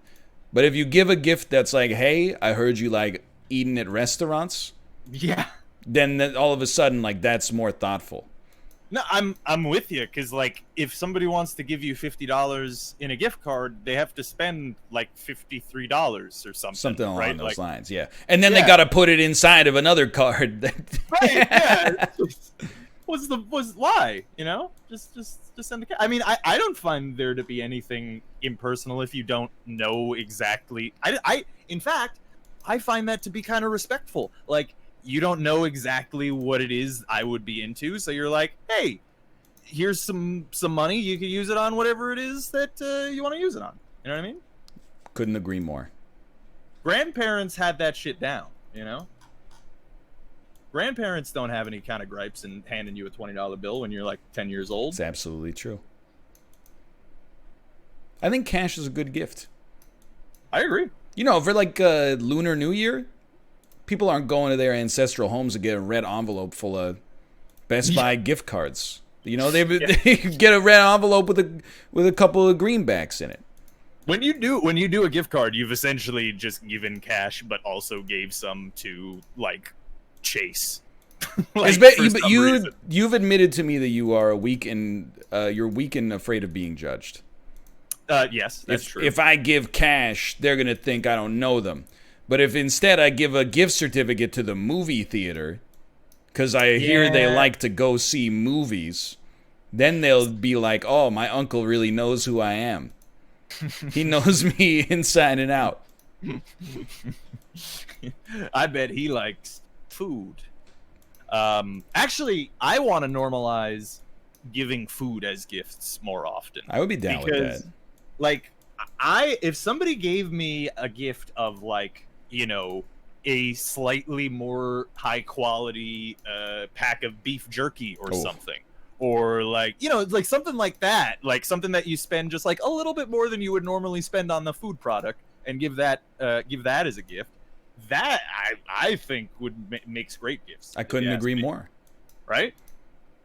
Like meat, coffee, whiskey, and anything in that domain is like, buy something someone, as long as you know that they'll like it, something that they would never buy themselves because it's egregious. But right, exactly. But that for a special occasion. You really say it that way, by the way. I like to mix it up to irritate the maximum number of people possible.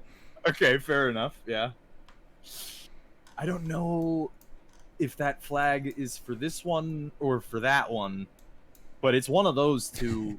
I'm almost certain. It should be pretty simple. I just need to find a city in this country that starts with the word "al." That just means of. Oh, really? As far as I know, anyway. I mean, I'm not any kind of expert. Okay, 4,000 points. I'll take it. Oh, I got 4,800. Thanks. Not to, you know. Anyway, I forgot what I was saying. What was I saying a second ago? We were talking about gifts. I was getting very mad. Yeah. I was getting food gifts, money gifts, gift cards. Thank you. Gift cards. Okay, so chat's gonna laugh because this story sounds like it comes from I Think You Should Leave, but actually predates it by a decade. We had a potluck at my work before I left for Korea, and you know, is very like American Midwest kind of culture. So there's a lot of like mayonnaise-based pasta salads and stuff like that. Right. And then one girl who worked there brought a homemade gazpacho soup, and nobody else except me and her ate it because everyone there was like, you know, older, set in their ways. They're like, a cold soup? Weird. That soup. But I was eating this soup, and I was like, lady, this soup is delicious. Yeah. Why is nobody else eating this? And then she went, well, you know, I only brought in like a third of what I made because it wouldn't fit. So I got like 2 more thirds of it at home.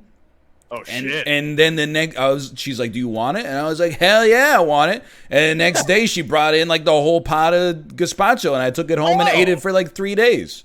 Dude, hell yeah. That's awesome. So I guess my point is, like, people, I think that part of the reason sometimes it's hard to get food is because they're big whiny babies who don't like to eat room temperature or cold soups. You know what? That's a fair point, I guess. Although, I guess maybe I should say then more specifically that I am down for food kits. Yeah. Like I'm even down to try something weird. Although, if you're sending me crickets, I've done it. Yeah, I don't like them. It's just it's not, I wish I did. It would, because it gives you a huge moral superiority to really eat does. insects, but yeah. maybe it's an acquired taste. Gazpacho is really good. It's a people think of it as a tomato soup, but really it's more of a bread soup. And in fact, that's what it originally was in Italy. Bread and olive oil and garlic soup, essentially. Really? Yeah, before they had tomatoes. It's actually a really old fucking soup. It's like it's an old Roman dish too.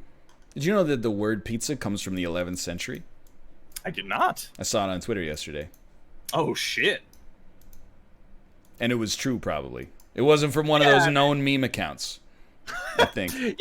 With small factoids like that, I'm willing to take it at its word. What do I lose if that's wrong? Yeah. You know? Red soup does not sound like my thing. Well, here's the thing. I mean, the modern gazpacho is almost always thought of as a tomato soup. Yeah. So it's a cold tomato soup essentially, but it's like bread, olive oil, garlic, and then tomatoes and other vegetables that you might have on hand. You could put like whatever you want in a fucking gazpacho. I will acknowledge my temperature weirdness though, because like for lunch today we had leftover Indian food. It was like a lamb curry and some basmati rice. I was like, Kate, are you gonna eat those leftovers? And she said no. And I was like, all right. And I just piled it into a single bowl, mixed it together, and ate it at fridge temperature. It was delicious. And you might be saying you're insane. Guess what? By the time you finish microwaving it to reheat it, I had already finished, and I was going about my day, and my body was sucking the nutrients out of the food. So who's the loser now? I mean I'm like fully with you on the whole I'm anti hot food elitism. Cold food is good too. And actually I think in the case of like curry, like any kind of like stewed meat stuff is really good cold too. Agreed. Because like then you get the gelatinous meat thing going, All right, which I wish I know you hadn't sounds ruined it disgusting. for I know, me, but there's no other, the thing is there's no other way to describe it, but that's what it is. You know.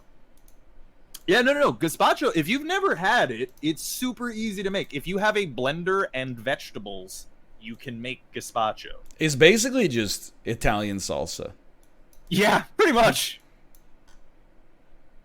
Yeah, if you've never had it, seriously, like, if you got a blender, fucking just make it. Someone in chat said it's so dry. And I thought they were talking about gazpacho, and I almost lost my mind. But actually, I believe they are talking about this climate. Ah, yes. This does appear to be a dry climate. And a little bit run down. You can say it. It's Daisy. It's a bit daisy. Yeah. Colloquially, when I find myself in a place like this, I do say, "This we are in." What was the name of it in Daisy chat? What was the name of that town? Firefight Forest. Cherno. So yeah, Chernaeus, Oh, yeah, something like that. Loot Lake. Yeah, Loot Lake. That's the one.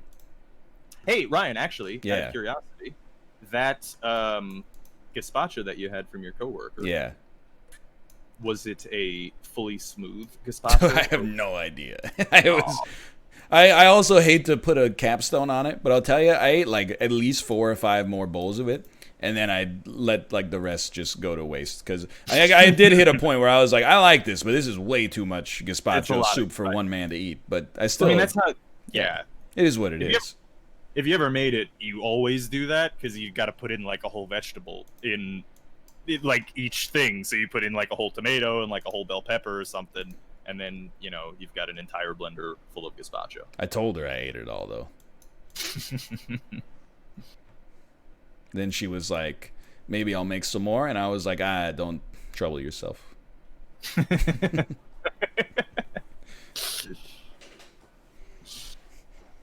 But if she's watching, it was good for the first 3 or 4 bowls. Oh, dude, does it weird you out to think that maybe some of your colleagues have also now been longtime fans of the show? No. Not really. Do you think that's happened? Probably not. I did work with like a lot of people who were middle-aged in the year 2010. Oh, boomers. There have been times over the past There are been times over the past where like I would tell a story. I say times, it literally happened one time. But I told a story about a friend of mine in university. Didn't name his name, but then on Facebook Messenger, he was like, "Hey, I remember that." And I was like, "Oh shit." Uh-oh. It was not mouth, no. Dude, this place has hamburgers, assumedly, for 708 raw. It's pretty cheap. Yeah, 700 sun gods. That is pretty cheap. You ever think about trying to dissect? And the answer is yes for me. Otherwise, I wouldn't ask. Why is it so funny if someone says, like, I am going to eat burger? Like, if someone said, I'm going to eat a burger, or I'm going to eat burgers, you'd be like, that's normal. But if someone said, like, if I was like, what are you having for dinner tonight? And they said burger, I would laugh in their face for, like, at least 60 seconds straight. There are some things that just require an article before them. Otherwise, it's funny. If you don't. Why is it so funny, though? Like if somebody was like, if you were at McDonald's and they were like, what would you like? And you were like, I'll take cheeseburger, please. Like, that's just hilarious. And it's so minor of like a speaking quirk. Yeah, no, I'm with you. I don't know. What is it's? I think I've discovered a hack. I think it's because we don't make that mistake normally. I guess nobody like accidentally forgets definite articles or indefinite articles in like in a non-joking context, I guess. Except Borat. Oh, I guess that would be a joking context. Actually, one thing that I find very funny is, I mean, I don't know if this is a Jess thing or a British thing, but I'm pretty sure actually this one is a British thing because I've heard it in British media. When they get like, say, Chinese food, oh yes, they just call it a Chinese or something even worse. Wait, really? I believe there is. Yeah, well, let's not get into it, but that's okay. All right, yeah. After the show, you can bring it up. But yeah, when you put an indefinite article in front of that, it just sounds like you're ordering a human to consume. So you'll say like, let's have a Chinese tonight. Or let's get a Chinese tonight. Yes. Which is way more menacing, actually. Right? It sounds like you're gonna go murder a Chinese guy and eat him. There has been like, and this didn't come up when I've taught Kate's mom English, but occasionally it came up when I would teach English in South Korea. So you teach a lesson about like demonyms, right? So you'd be like, Tom is un-American. Right. June is a Korean. And then they'd be like, Lin is a Chinese. And you're like, excuse me? I know that you would think that that's the way that it would work, because it's the way that it works for every other demonym, for every other country on planet Earth. But no, they're a Chinese person, okay? Yeah. Yeah, that's a good point, actually, that I didn't think of. It does sound weird. You know, I bet you there's more like that, too. Actually, Chad is right. It might just be ease, because, like, a Japanese doesn't really work well either. Yeah, that does sound pretty weird, too. Yeah, maybe it's just the ease. Yeah, okay, French, but French is, they're used to being a special case. That's a good point. Ooh la la. The alphabet's not good enough for us. We have like 9 accents. Congrats. Oh, in our language, some words are men and some words are women. Dude, that's gotta suck. It was one of the more frustrating parts of learning basic French. Yeah. I know that, like, linguists of those languages are, like, attempting to try to, like, mitigate that issue, to some degree. But I imagine that's fucking difficult. It's, like, so rooted in everything in the language. Apparently, I mean, I knew this, but I didn't know enough to say it. But it's how it works in, like, a lot of languages. And it's also, like, in English, we can't really, glass houses, etc., etc. But I am like, but why? But yeah, why do they like do why it? why is apple a feminine word? Yeah, I don't know. What do you mean it makes sense?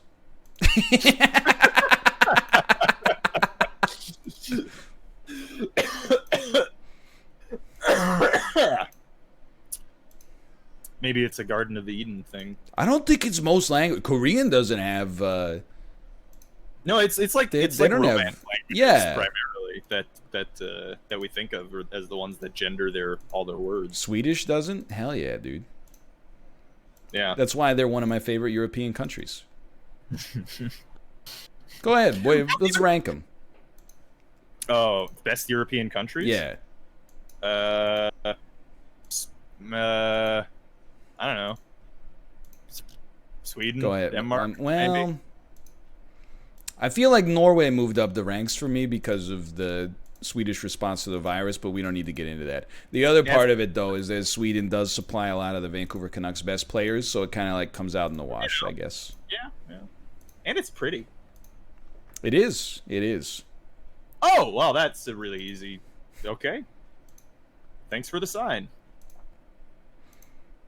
That's where we are. Is this the ABQ? Close. Where are most of my viewers from? I am a huge fan of the United Kingdom and Germany. And I gotta say, if you live in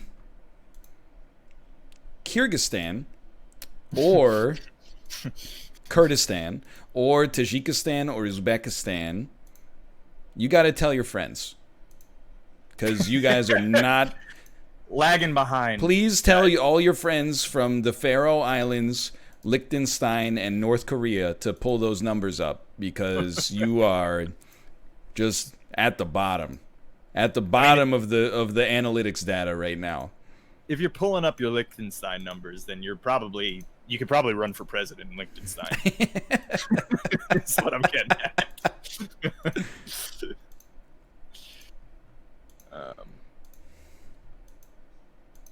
No, yeah, what were we just saying? Besides Liechtenstein, We were ranking our favorite countries Oh, in like right, an inoffensive way. see, I want to rate them based on food quality. Okay, we could do that. Let me start with one that will absolve me of all guilt for everything else I'm about to say. Okay. Canadian cuisine ain't all that. Got a couple of cool things. Everybody likes poutine. The rest of Canadian cuisine, it's not that special. Meat pies, butter tarts, they're fine. Like, but it's when I'm not like, oh, let's go out for Canadian tonight. Like, almost never. Yeah, I'm a big fan of various American cuisines. They're not all great, exclusively. I think you guys do it up pretty well. Yeah, I mean, I think most are pretty fucking good. And really, the one I think that America does extremely well is barbecue. All the different types of barbecue. I fucking love barbecue. Robert, I was It's so good. 8,073 kilometers away on this guess. I think I'm going to be pretty close, because I saw a sign that said Namibia. Son of a. It was a road sign that just said Namibia. That's a pretty useful piece of information. I have never seen a street sign that just identified the country that you are in. That's some funny stuff.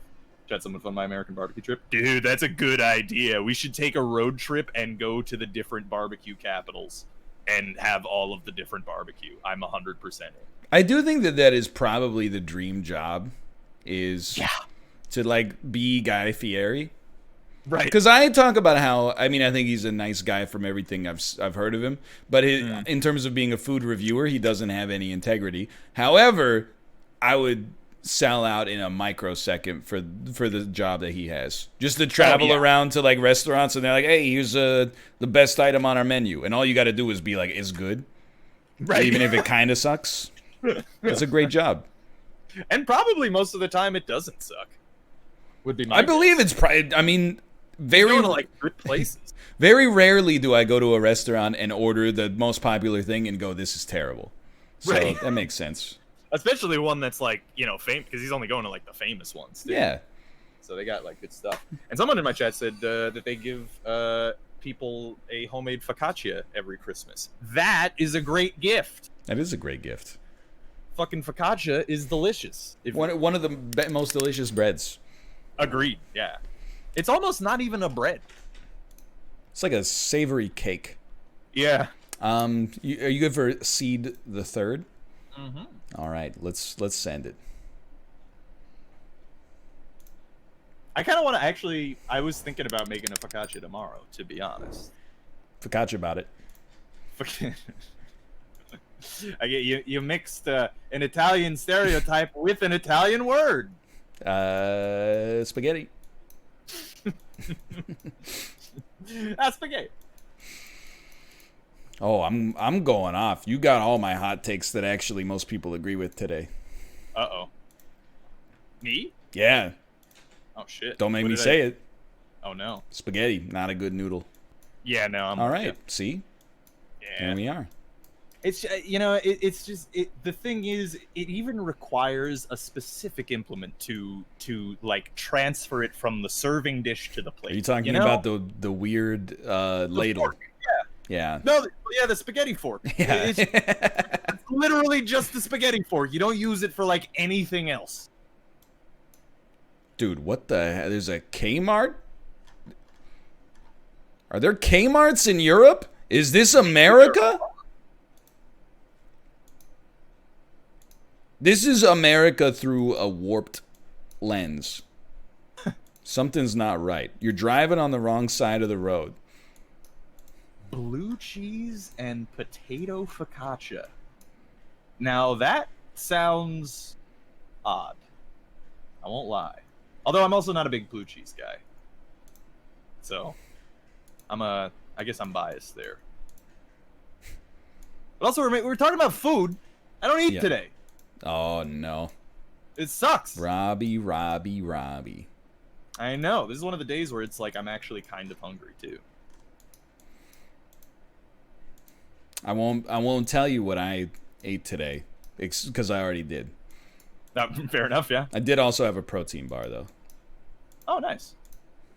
That sounds delicious. It's okay. It's just, You don't get the good tasting ones? I get the ones that taste, I think, they're a good mix of nutritional quality and taste, but I would not say that they taste fantastic. I would say that they taste okay. That's fair.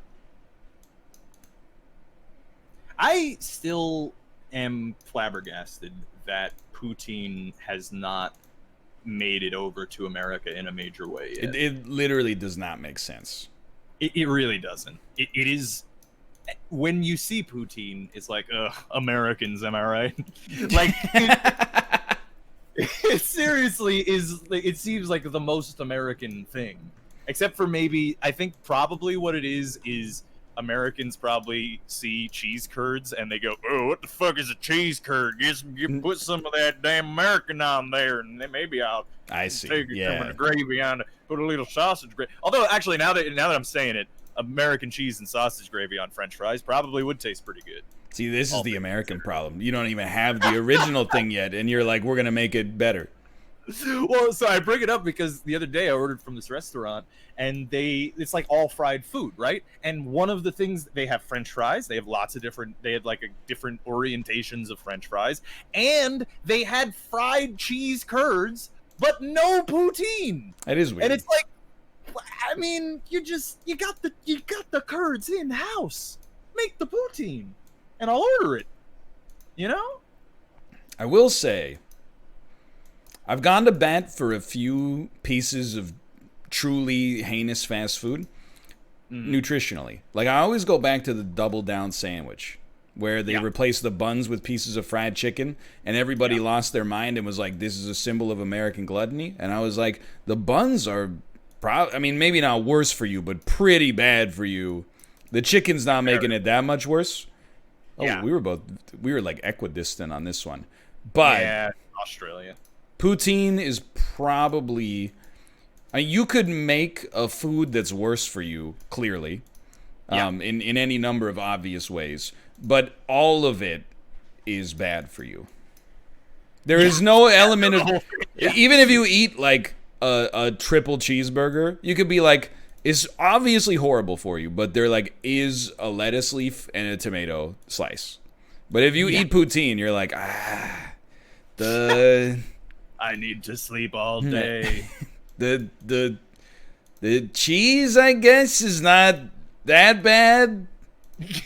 Kind of, but I think probably the gravy is most likely that. Although I imagine, like, if you get a good poutine in Canada, they're probably loading that fucking gravy up with butter. yeah, I don't know. I think that honestly beats me. Yeah, I don't know. It's bad for you. Yeah, There's no defense, which is fine. Yeah. And again, I actually did talk about this in an Isaac episode recently as well.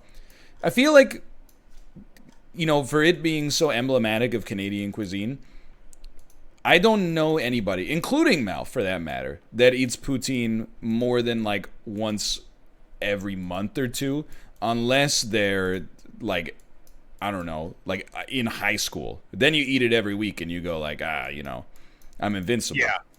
Yeah. That was me and gyros in high school. I used to have like a gyro every day. Are you telling me that this is a city called Poggersdorf?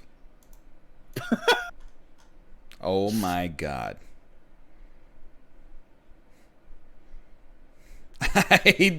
Thank you, chat. I almost missed that. Robert, you know where Magdalenburg is, right? That's from EU4. Yeah, it's in the Holy Roman Empire somewhere. What part of it?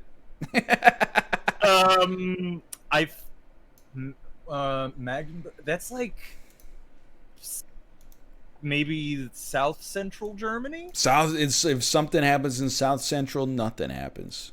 It's just another duchy dead. Oh wait, which one specifically? Yeah, which is it? Magdeburg is what you're thinking of? It is.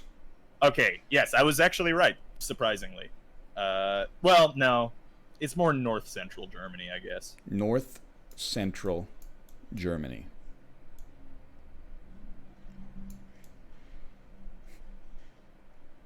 Oh, yeah, no, I was wrong. That's Magdeburg. This is Magdalenburg. Oh, okay, yeah, then I don't know. Klagenfurt? Is it near Klagenfurt? Or Spittle on der Drau? I'm not sure EU4 can help me on that one. Can someone from Austria please tell me what Spittle on der Drau means? It must mean the town of Spittle on like the Drau River or something, or the Drau Lake. Maybe. Oh yeah, that's definitely Austria. Okay, that's a great name for a company. You want to hear it? Okay. Trugler. That is pretty good. Right? Whatever. Put me near Spunktveit Underglan. Sankt Peter am Kamsberg. You guys, no wonder the universe is phasing out written letters. I thought it was annoying to write Vancouver over and over. I can't even imagine if I lived in St. Michael Obdergurk. Every time I had to write a letter, I'd have to... Anyway, you get the idea. Yeah, you've heard them speak, though. They go through, like, 7 syllables in, like, half a second. It's very rude to people who don't speak the language. I mean, they don't speak it in a very laborious way, is what I'm getting at. Should slow it down for me. They really should. It is funny how, like, we all use the, or at least in the West, we use the Romanized characters, which were, like, and the reason that they all have all those different fucking sounds is because it was just people, like, trying to use, like, the Roman characters to phonetically pronounce their language. Oh, really? I mean, basically, yeah. I mean, it's everybody using the Romanized characters after Rome fell and shit, but that's the thing, is that, like, they weren't really set up for phonetics, so that's why you have French that has, like, there's X's and stuff and EAUs all the time and shit. I'm hesitant to even bring this up because I think it could start you like a lawnmower. Uh-oh. But did you see the Twitter post that was a screen cap of somebody made a obviously sarcastic post that said, like, man, did you guys know that at our daughter's school they started making it mandatory for everybody to learn Arabic numbers? And then, like, all the replies are like, oh, what school district is this? I can't believe my tax dollars are going to teaching my kid Arabic number. Anyway. Yeah. Yeah, I mean, that's just largely to do with our very purposefully poor education system. But, you know, such is life, I guess. What can you do? Does anybody here live in Piesendorf, Niederinsil? Because I would very much like you to explain your sign. I'm pretty sure that means that the beginning is the end and the end is the beginning. It's a woman who looks like Ariel from The Little Mermaid, wearing a crown made of cobalt, holding a golden orb. It looks like a Magic the Gathering card from, like, before they got their art together. Like, it looks like a card from, like, 1992.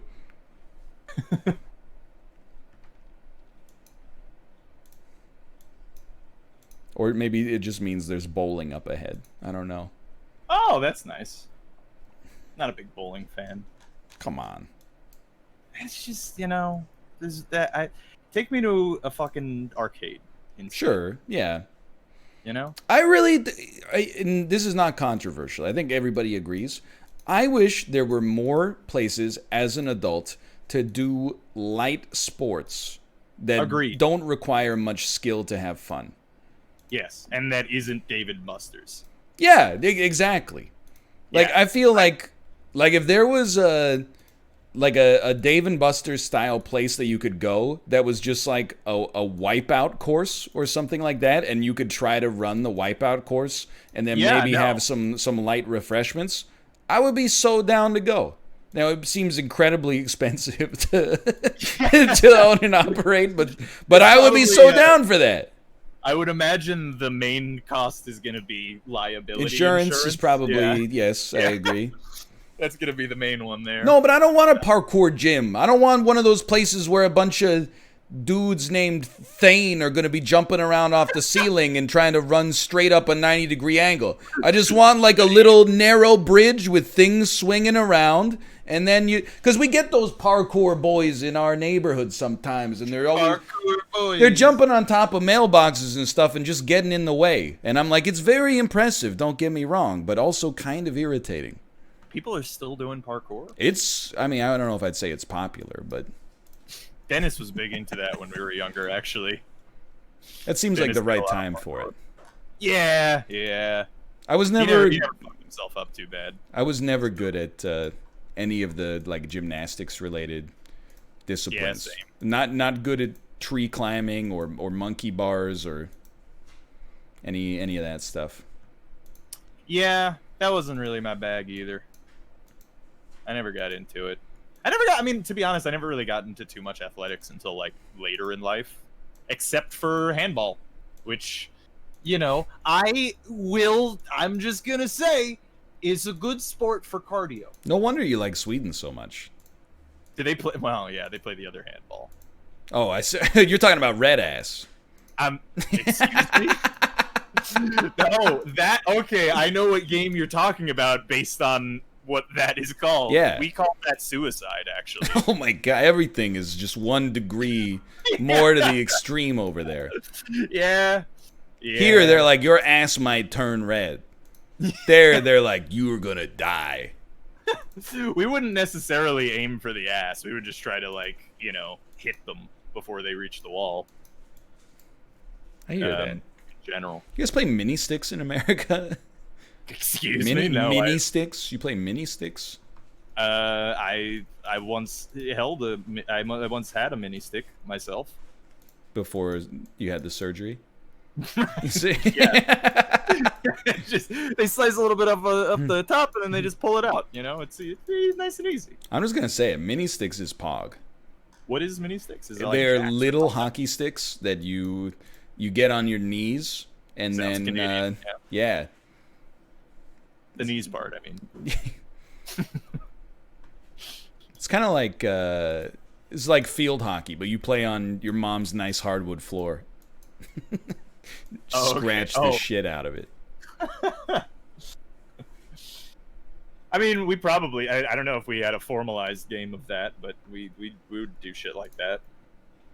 Although, again, like, really, I mean, for me, it was mostly handball. But, I mean, I think that's, like, kind of like an exclusively New York City prison and Ireland thing. So, you know, I get it. It's a really fun game. You know, if you ever played racquetball, it's racquetball. It's like the same rules, basically. Except, I'm a racquetball fan. Yeah, it's the same rules as racquetball, except you're not in a cube, and, you know, there's an out of bounds instead of, like, the sidewall. And it's the same rules. And you play with your hand.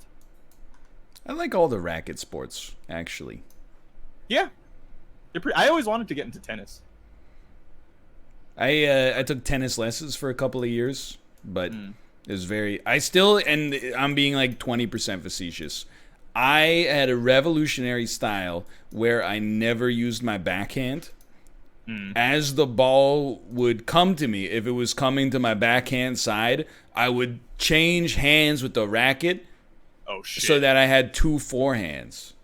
And my coach, who thought he was cool because he was like at one point one of the top 25 tennis players in Canada, big whoop. Well, he was like, you know, when you're playing against like not 11-year-olds, you're probably not going to have time to do that. So I'm going to like fail you in these tennis lessons unless you learn how to have a backhand. And then I rounded off my square peg to fit into society's hole, and look at me now. I'm not that good at tennis. You were innovating, and he shot you down. He stifled you. He stifled your creativity. Actually, I have a similar, like, when I played handball, you know, sometimes you would have to hit from the left, and I'm a righty. Right, yeah. But I'm really bad with my left, so I just learned how to do a behind-the-back hit. Yeah, and that's the only way that I would hit balls to the left, is, like, I would spin around and shit to hit it. But it was actually pretty effective because people wouldn't expect it. They would expect me to hit it with my left, and then it would go fly the other direction. It was an effective tool. Robert, I have something that I want to see. Okay. And it could never happen in a Major League Baseball game. But I brought it up to Mouth when we recorded Super Mega Baseball. I can't stop thinking about it. I want to see somebody hit a home run in a Major League Baseball stadium with only one hand on the bat. I want to see them hold the bat, and then the pitch. It doesn't have to be a fastball. It could be like an underhand lob, and just smash it like a one-handed like golf hit and knock it out over the stands or over the fence, I should say. Yeah, dude, that would be sick. I'm in. I have to see it. I don't know where the fuck this place is. Candy Road.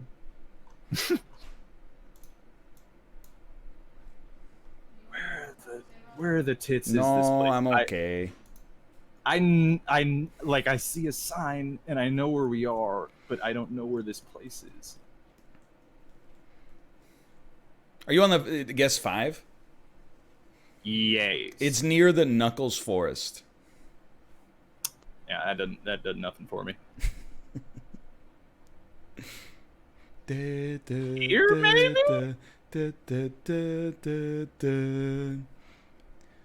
Squim, scram, squim, scram, squim, scram, squim. Is it in here? More south? Squim, scram, scram, squim, scram, squim, scram, squim. Kate, what was the Korean side dish at the store I was laughing at yesterday? Yeah, every time I go to the Korean supermarket, I look in their side dish section and I make a joke to Kate that's like choose your fighter because they're all spelled wrong. And like, so some in the past have been like a package of kimchi that's named like seasoned kimchi, and there's always like broiled sea tangle. You know what it was? It was so they had 2 containers and one of them was called acorn jelly. And it was just like a gelatinous rectangle of acorn jelly. And then the one directly below it was like a stir fry, like yakisoba. And it said seasoned acorn jelly. And I was like, this is one of the greatest glow ups I've ever seen in my entire life. That's like some dishes are called like stinky weird noodle and stuff. And what's funny is that like that's the actual that's like a literal translation. Oh yeah. Which is I find that funny that at one point the cuisine was definitely like it was that there was a demand for weird noodles. You know what I mean? We can pivot to Jeopardy, by the way. Yeah, let's do it. And welcome our special guest today. There's a place that whenever I'm in the neighborhood in Vancouver, I always laugh. But they recently changed their sign. It was called Old Ginger Shaved Noodle. And every time I went by, I went, ha, ha, ha, ha, ha, ha, ha. But now I believe they have changed their name to something a little bit less hilarious. Let me Google that exact word. Young brunette shaved noodle.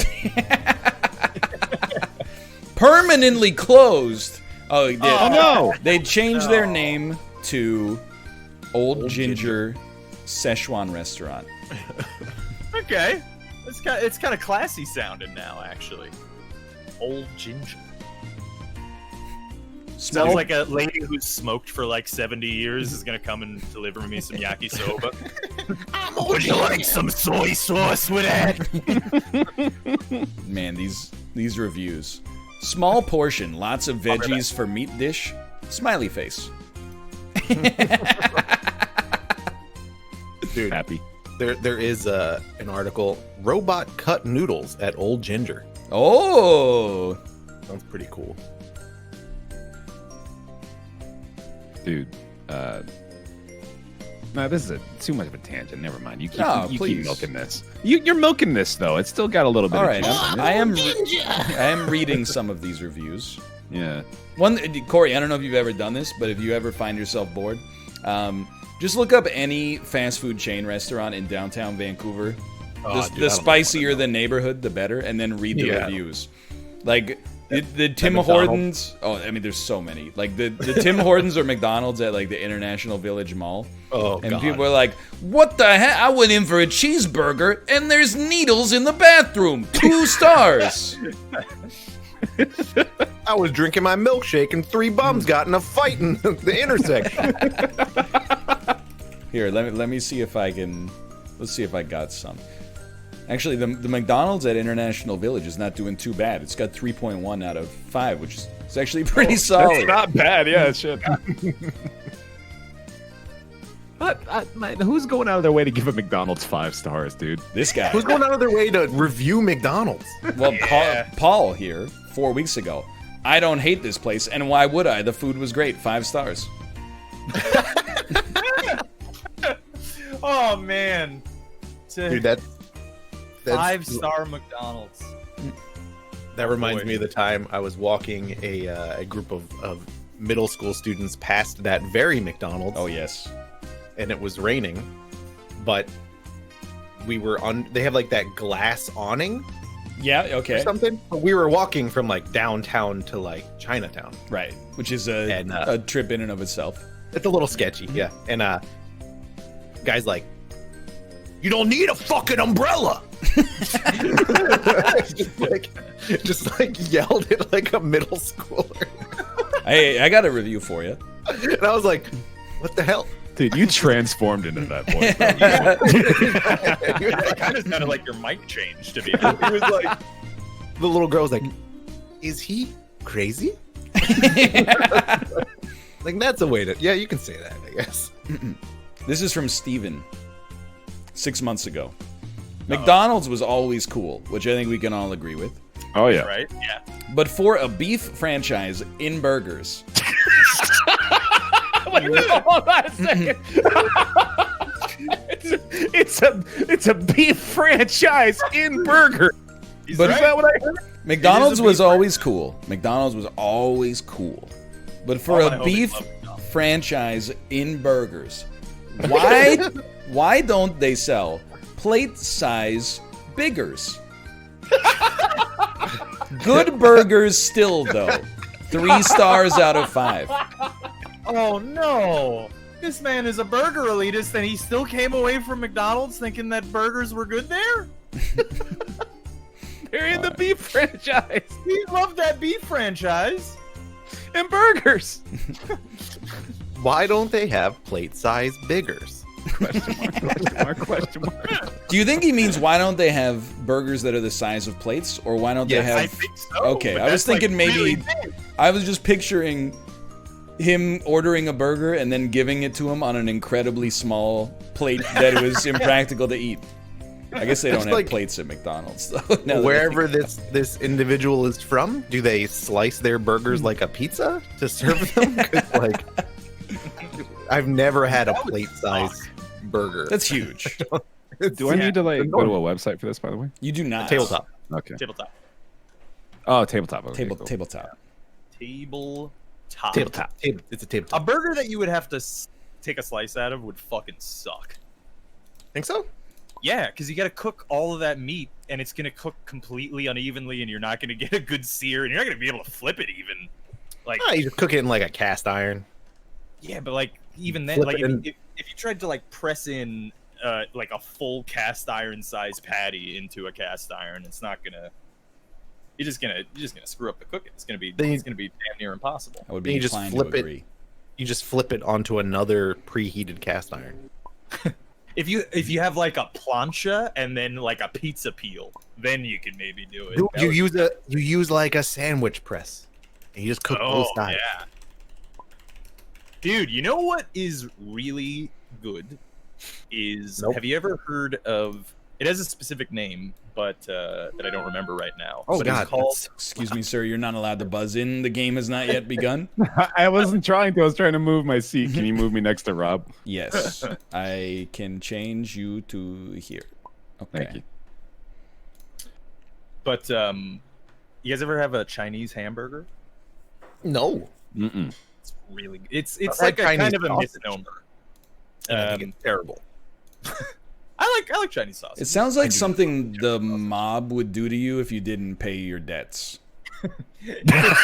Turn you into a Chinese hamburger. Like, what is that? It's apparently like a several thousands-year-old sandwich, and burger is like. Ew! How do they keep them around?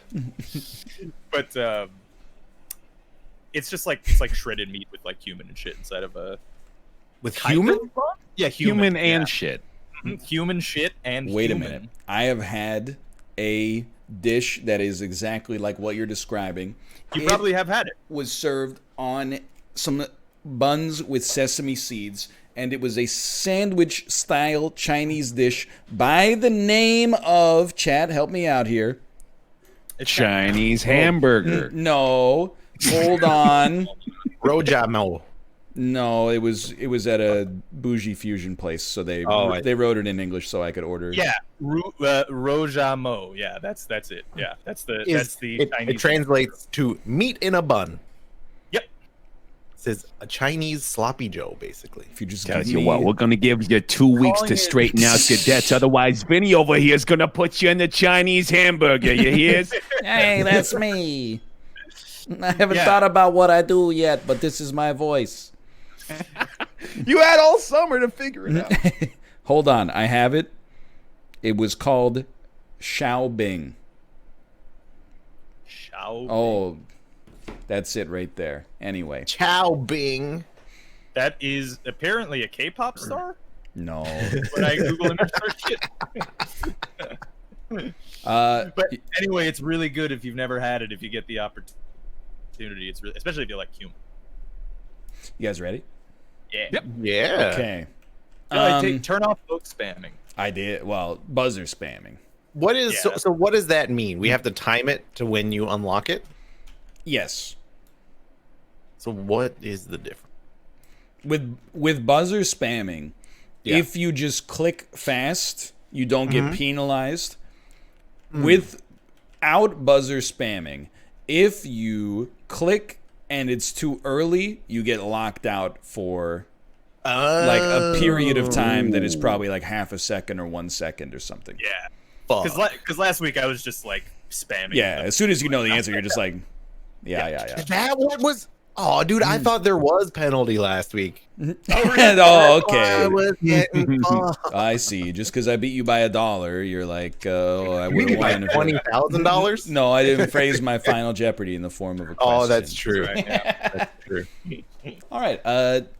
This is Jeopardy. They do the weird thing where the statue dabs at the start of it, and then you get a variety streamer from Las Vegas, Nevada, Bear Taffy.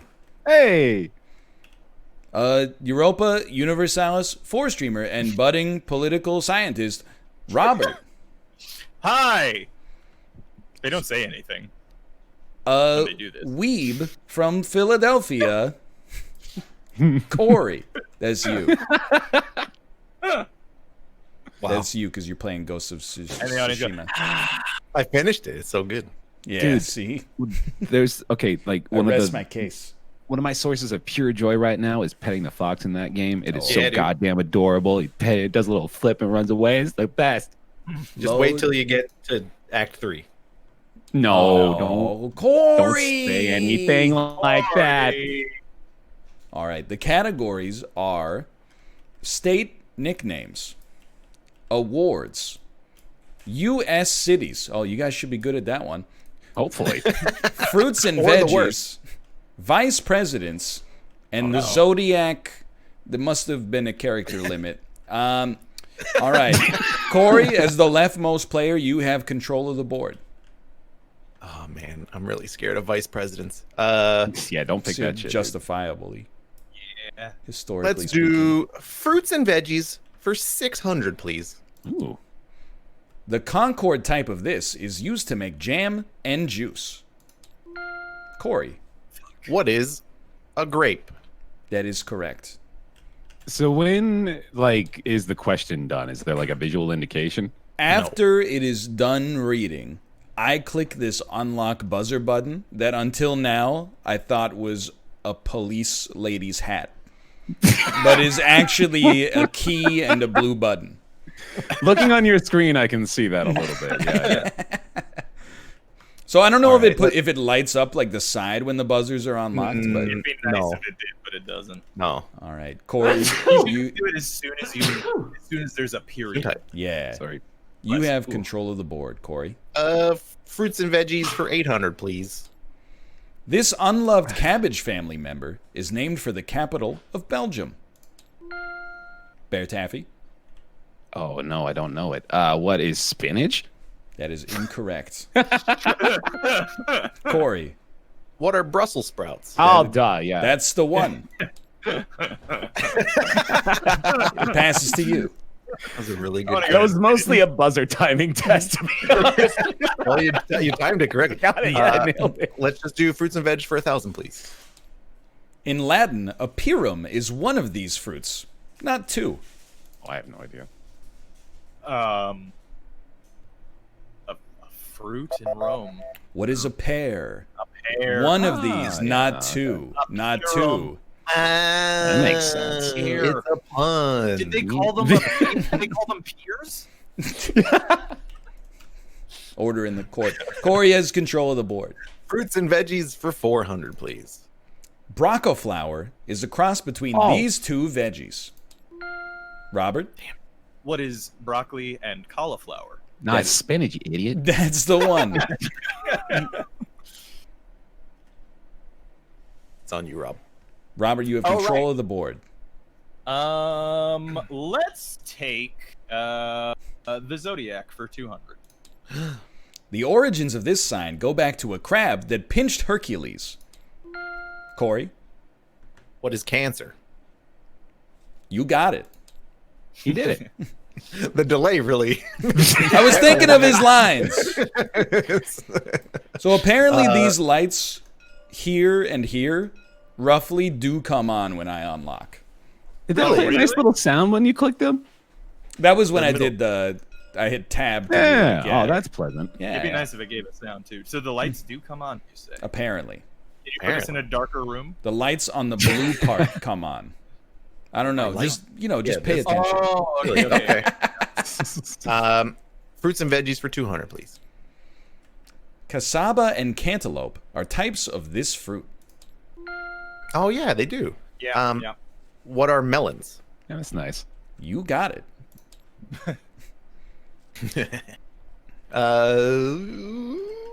State nicknames for 400, please. There we go. The Quaker State. Bear Taffy. Is that Wyoming? What is Wyoming? That's not the one. Oh, darn. Robert? What is Maine? Nope. Fuck. Corey? Yeah, no. What is Pennsylvania? Oh, okay. That's the what, dude? Pennsylvania has too many fucking names.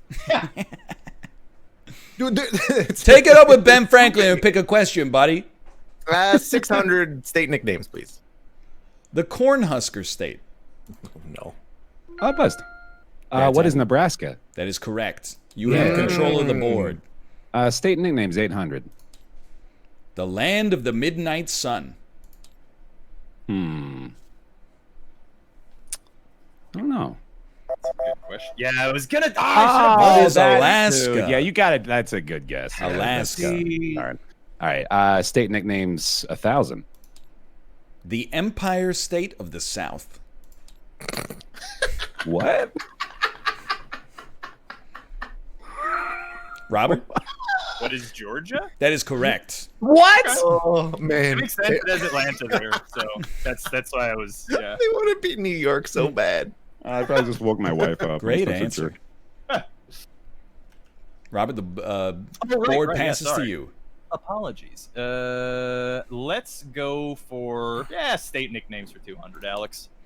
The Everglades State. Corey? What is Florida? Absolutely unprecedented correct. The board is yours. Let's do Right. Zodiac for 600, please. Oh, that's not. Impulsive spending, perhaps on bows and arrows, typifies teens born under the sign of this archer. Robert? Who is Apollo? Nope. Hermes? God damn it.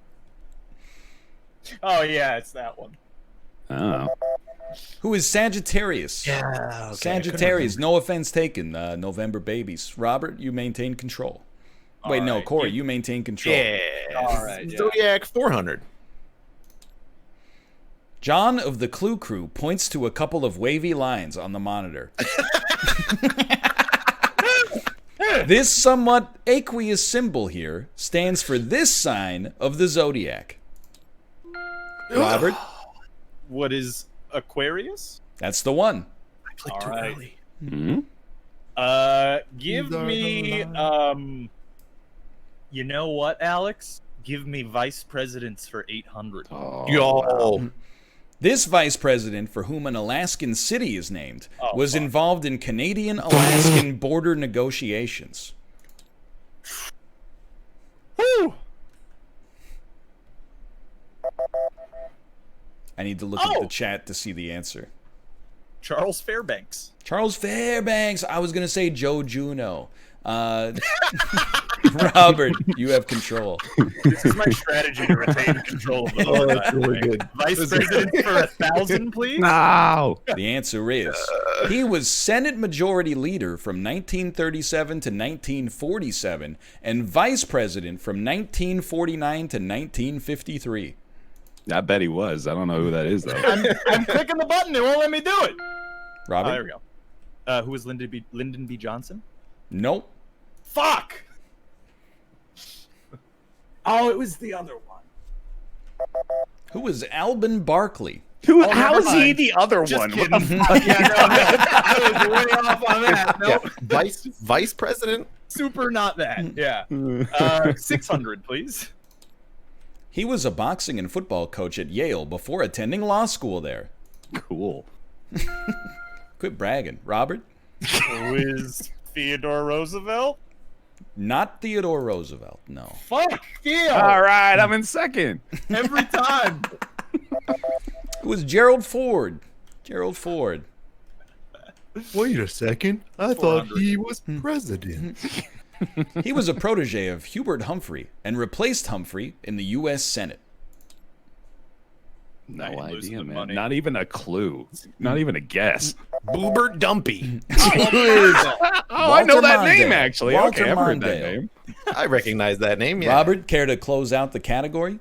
Yes. U.S. cities for 1,000. All right.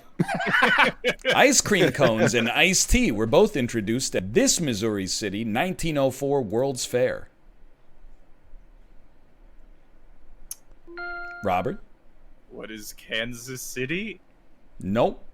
God fucking damn it. Corey? What is St. Louis? That is correct. Yeah, it had to be. It was one or the other, dude. Yeah. You fucking son of a That was gonna be me if you Right here didn't do again. it. Vice President's 200, please.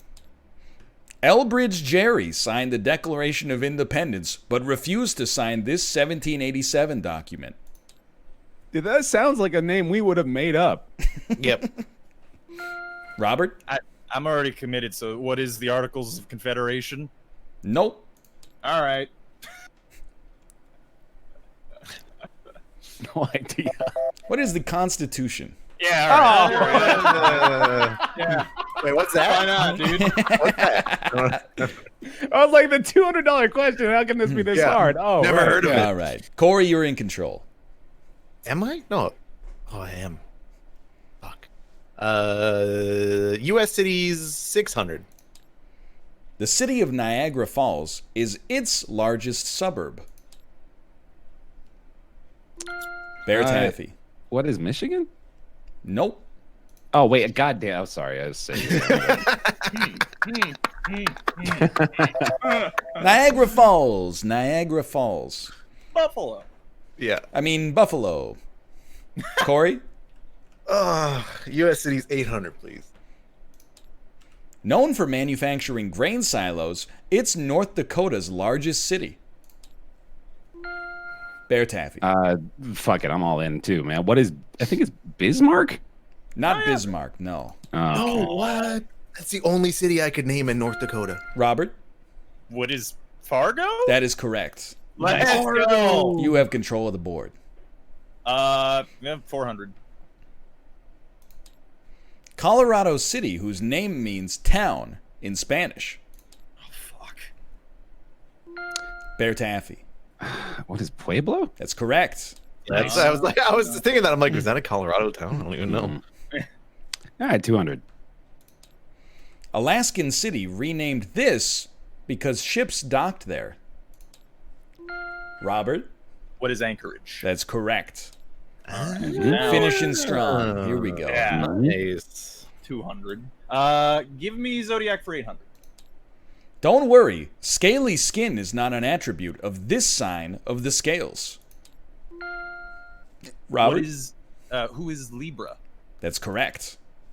Almost. Right. Is it into a the who? black. Yeah, I mean, I'll take it. It's I know. I'm just Who, curious. I Anyway, mean, Question mark Libra? Zodiac for 1,000.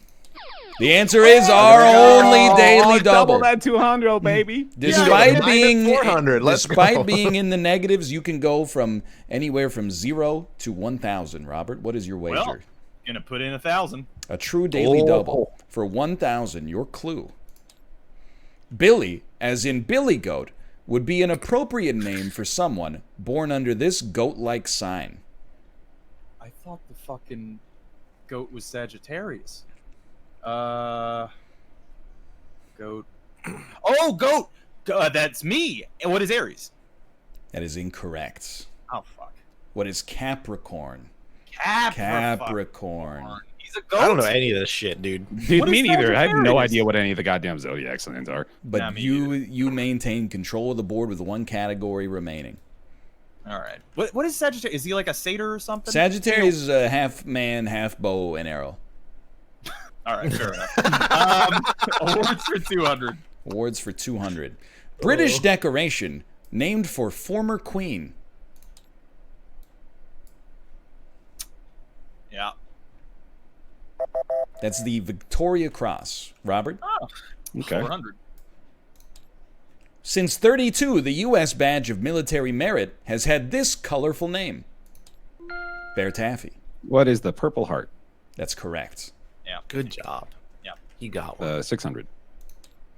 This prize did not have an economics category until 69. Bear.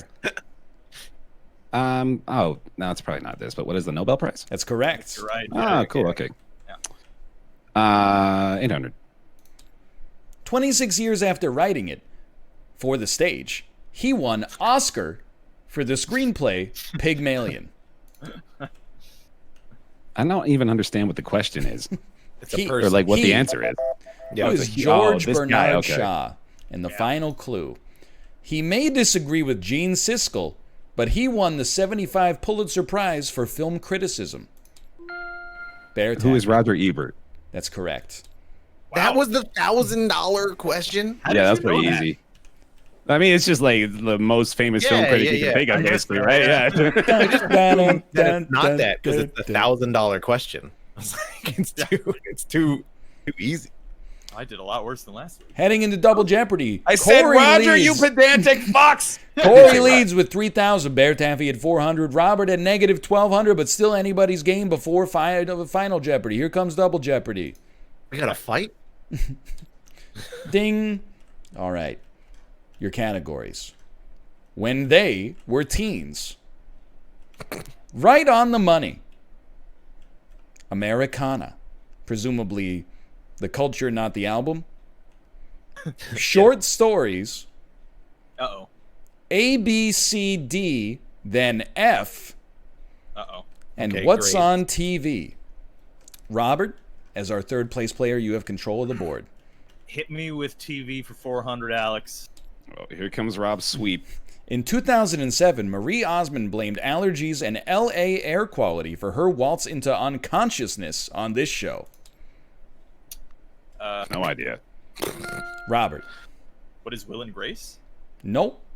I didn't think she was on that. I just have to ask, Negatives, man. why would they script her becoming unconscious? I don't know. And they dude. would like include that in the edit and air that. All right, Robert, you maintain control of the board. Hit me with 800.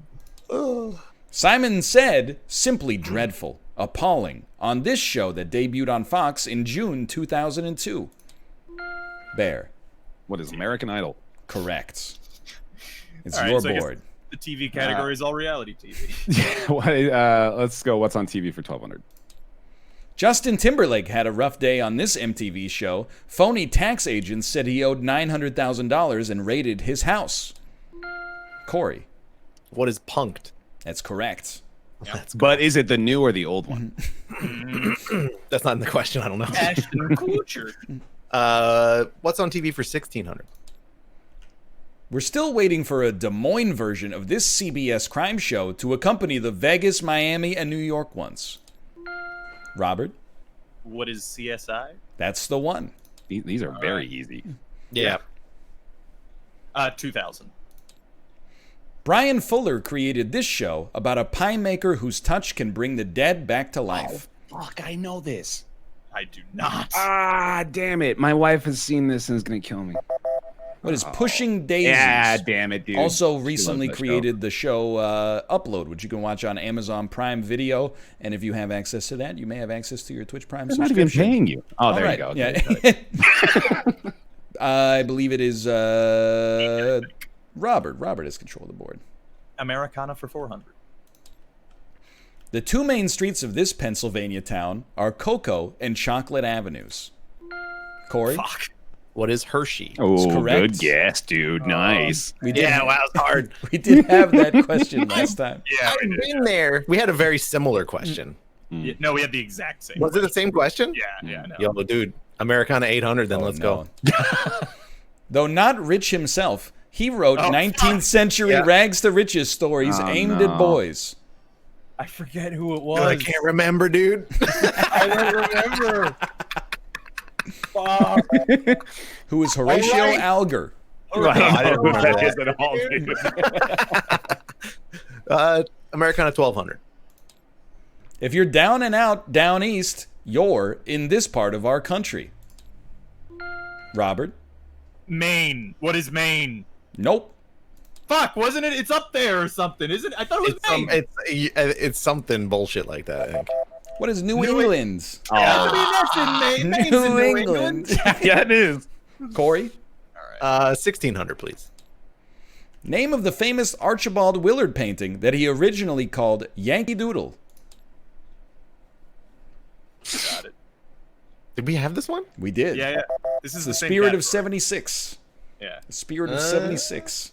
And that should be like, well, it was a daily double last time, and it was the same question as the first one. So let's see what that is. All right, Corey, what's your confidence level at? 0. 2000. Let's just do it. Why not?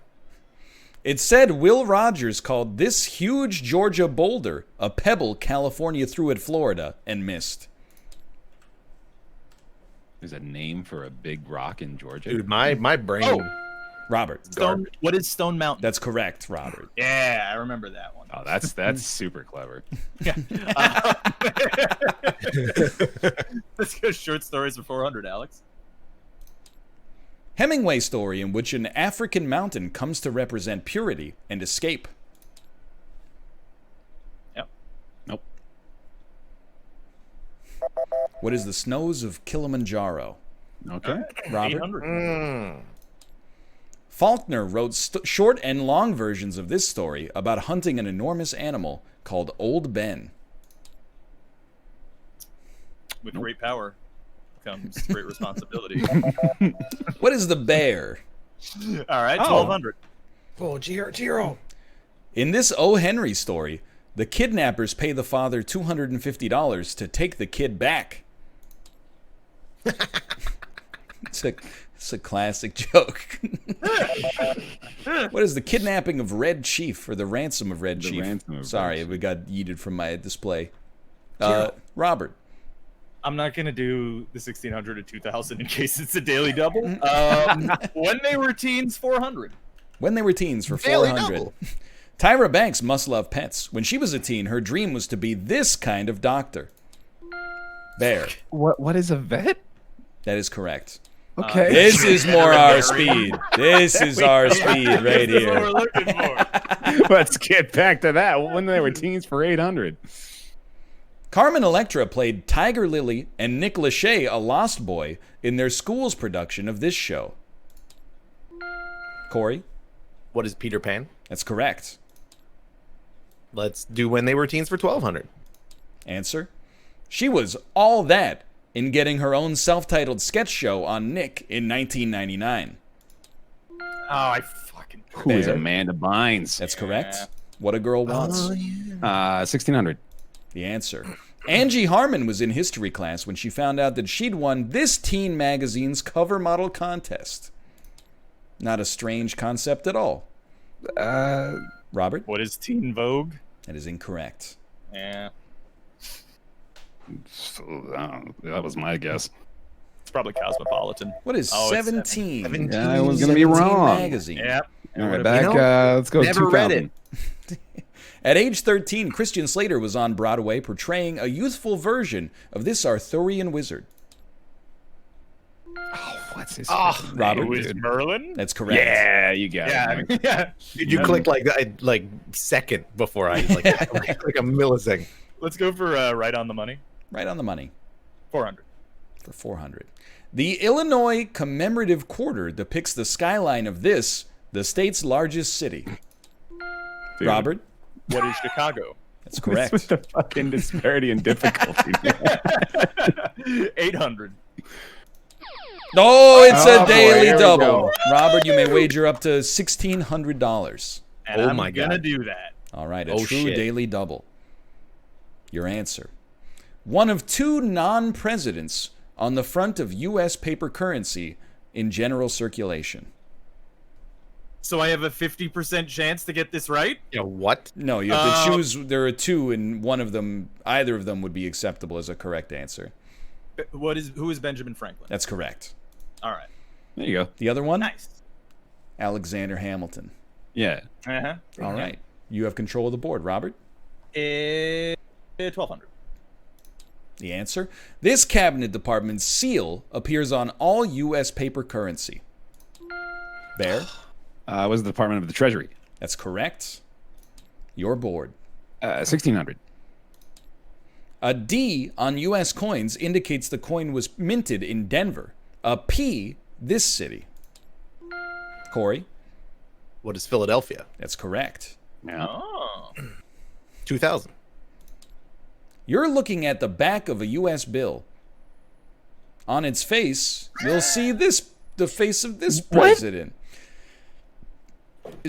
Normally, there would be a picture that goes along with this one. picture. So, I mean, let's just don't buzz in.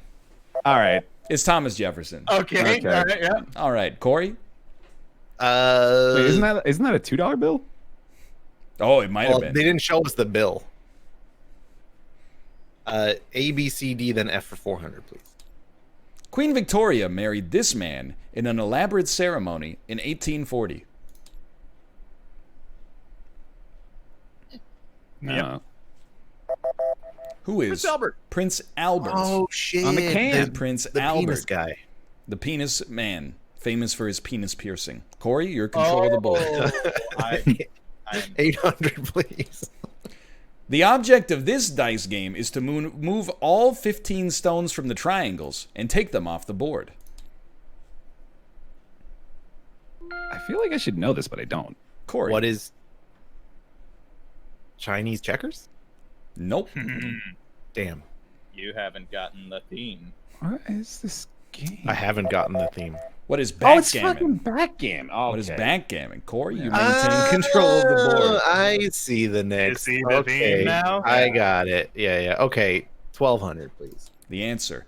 A mountain range in the northwestern United States or some big waterfalls. Corey, What are the Cascades? that's correct. A sea mountain. Yes. Oh, so, okay. Yeah. Zero. Sorry, Mike. It's attacking shit on the desk. A, B, C, D, then F for 1600, please. For 1600. Your daily double. Do it all, dude. You wager up to 7,400 as we approach Final Jeopardy, but you may choose not to. You better fucking do it. I'm gonna do 3,500. For 3,500, Forward. your daily double clue. In Shakespeare's Richard III, the title character opens the play by saying, "Now is the winter of our this." I even know the answer, man. Now is the winter of our this. What is discontentment? No. Oh, dude. What is discontent? Discontent. Fuck. Oh. Ouch. But you still have control of the board. 3 clues Idiot. remain. Idiot. Judges wouldn't give it to him, man. No. That's fine. I was also confused. I wasn't sure if they were asking for because they're like the title character. And I was like, All thinking of grievances can be addressed to Sony Pictures Corporation, Hollywood City, California. names. Rebecca says, "Bull." I love that fucking censor, dude. So good. 2000, please. A, B, C, D, then F. A superficial appearance in the front of a building. Robert? What is the face? No. Excuse me? What is the facade? That is Are correct. you That is correct. kidding me? 2 clues Would have been funny remain. if it was front. Fucking mad. Short story 1600. Twain wrote of a stranger who brought a mysterious sack to this town in order to corrupt it, and succeeded. Oh, I think I know this one too, but I just don't know the name of it. What is Hadleyburg? Yeah, no, I did not know the name. And for 2000, in 1961, she published 13 for Luck, a selection of mystery stories for young readers. No idea. Yep. Who is Agatha Christie? Yeah. Heading into Final Jeopardy, everybody gets to play, and there is no runaway. Your category... Did it show? Your category... Nope. 19th century France. Place your wagers, and we'll be back after this break. Could you All wagers have been submitted. All right, your clue in 19th century France. He designed a towering gallery of machines for the Paris Exposition of 1867. Good luck.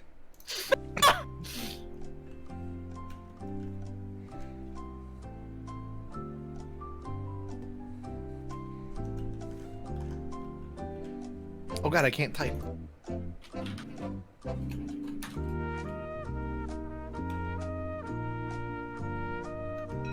It's really adding to the effect that you're playing it through Discord. Thank you. This is in Tabletop. Oh! Extremely loud. All right, all time has run out. Now, I guarantee you have heard of this man, but let's see who we add in the answers. With 1,200, Robert has answered, who is Eiffel? Georges Eiffel, creator of the Eiffel Tower. That is correct. And your wager? 1,200. That brings you to a total of 2,400. Corey, originally your mom. in second place, has written, who is Edison? No, not Thomas Edison. And your wager? It was Edison. Edison. 3,900 takes you down, of course, to a score of 0. Bear Taffy has answered, who is Dan Giesling?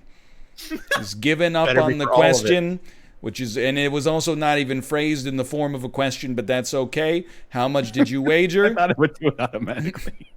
$1. So as a result, Bear Taffy has taken the win How today the fuck did I win? with $59.99. Congratulations. Thanks for watching, and we'll be back next time. $59.99. Are you out of your mind? Jesus Christ. See, I told you, Bear. Yeah, you're up against us. Y'all knew shit. We can send another one. We can do a quick one. Uh, Do you like want me to Trebek or That's up to you, if you would like to. I'll be the Trebek. I bet I could be a Trebek better than I could be a contestant. Dude, I dead ass thought you were going to Literally say, just one. I bet you would be better than me. And I was like, you're probably right, but that's very bold. All right, so all you have to do, like, you guys can figure it out who wants to be who. But whoever wants to be Trebek, you go into the teal seat. Okay. I'll do it. I don't know how to move my seat though. it's on the side. It's the colored names on the top right. Oh, Like, okay. right-click, yeah. Oh, there you go. You I- did it. and now you have infinity tools. Oh, hell yeah, dude. Oh, I'm scared. It's can't pretty take cool. control of all this. Okay. Oh wait, hold on. I have to rotate my camera too. Is all this shit? You can also, by the way, you can move the buttons that are at the top down to your bottom bar so that you can keep the whole thing in frame. Oh, how do I do that? You just hit. I don't know. Ryan could tell you. He did. Oh, I just use the ones at the top. Dude, I watched a clip from you, and you moved the like Unlock the thing buzzer, down. you can that stuff is in your bottom right. If you click the move arrows, it'll put it in the center. But the buttons at the top, the like one-time use ones, you kind of gotta just send All it. right. Yeah. We'll hit a new game here, right? Yeah, I think it's new game, then load random, Load random. and then give it a sec because these are the old categories. Yeah, those are the old ones, right? But if you click there you go. There you go. Okay. And let's send it. Okay. 3, 2, 1, let's jam. Thank you for the new anime intro, ladies and gentlemen. Welcome back to Jeopardy. Joining us from Vancouver, Canada, our 45-time returning champion, Ho Borvat, ladies and gentlemen. Return appearance here, our newfound furry from New York City. It's Alpaca Patrol. And the purveyor of the anime intros, and also just really, honestly, a very attractive man. It's Corey. What is that? That's applause. It's in Yeah, a Oh. stadium. This is a massive Stadium, arena. Yeah, it's massive. Our The categories Discord, like, cut today. In other words, historic Americans, food. In this category, we'll be talking about food. The movies, He's seen the show. stadiums and arenas, planes of yesteryear. Now, we had a random drawing at the beginning of the broadcast, and it looks like Alpaca Patrol has control of the board. Whoa! Let's go for food for 200, Alex. I just click it, right? Yeah. Varieties include Chinese and Dijon. Oh fuck! Oh, and then I got to unlock buzzers, right? Yeah. There we go. Fuck! What is mustard? Correct. I And then assume. hit the check was mark. And then hit the Oh, check mark next to your yeah. name. So the answer pops up in the chat in the bottom left. Got it. I'll take planes of yesteryear for 200. Done. Oh shit, his name is Alex. All right, yeah. It'll work really well. The Grumman F-3F, retired in 1943, was the U.S. Navy's last fighter that was this type of plane from the World War I era. What is a biplane? That is right. Planes Sorry, I of just had yesteryear for 400, please. You got it. The Lockheed D-21, with no pilot and designed to self-destruct, was a 1960s example of this type of plane now in the news. What is a drone? That is correct. 600. Known by this dark avian nickname, Lockheed's SR-71 still holds speed records for a manned jet set back in 1976. What is the Blackbird? That is correct. Fuck. For 800, please. The first jet airliner to fly was this country's de Havilland Comet. Sorry. The first jet airline. What is Concorde? Incorrect. Yeah. Is this country?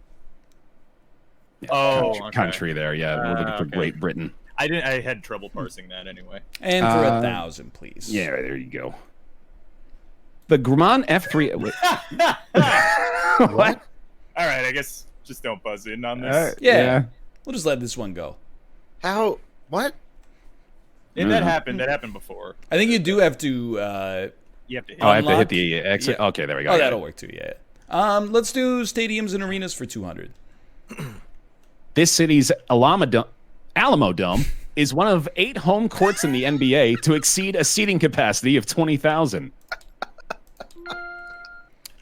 What is Dallas? Incorrect. What is Houston? Incorrect. What is Austin? Incorrect. gotta be Incredibly San Antonio. incorrect. That would be Antonio. correct, yes. All right, yeah. Let's take stadiums and arenas for 400, please. We don't watch basketball, turns out. Who's Texas?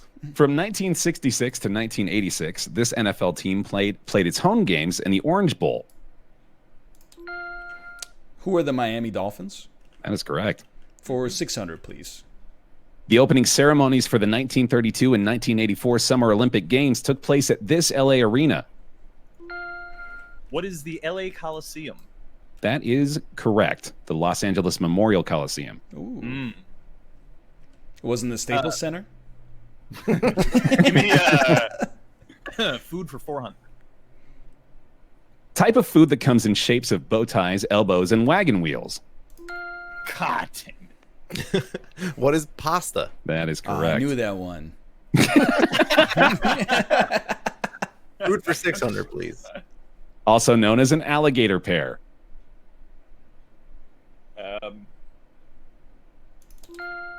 What is a pineapple?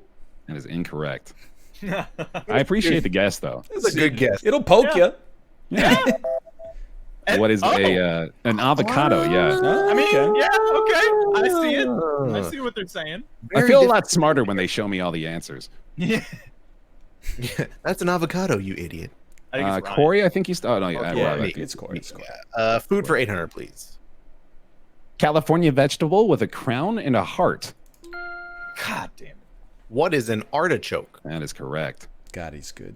What the fuck is an artichoke? Food for 1,000, please. The non-chocolate version are called blondies. What is a brownie? That is correct. Let's didn't know they do had that. let's do movies for 600, please. Oh, sorry, I picked the 200. Fine, let's do Looks like that's the 200. way you're going.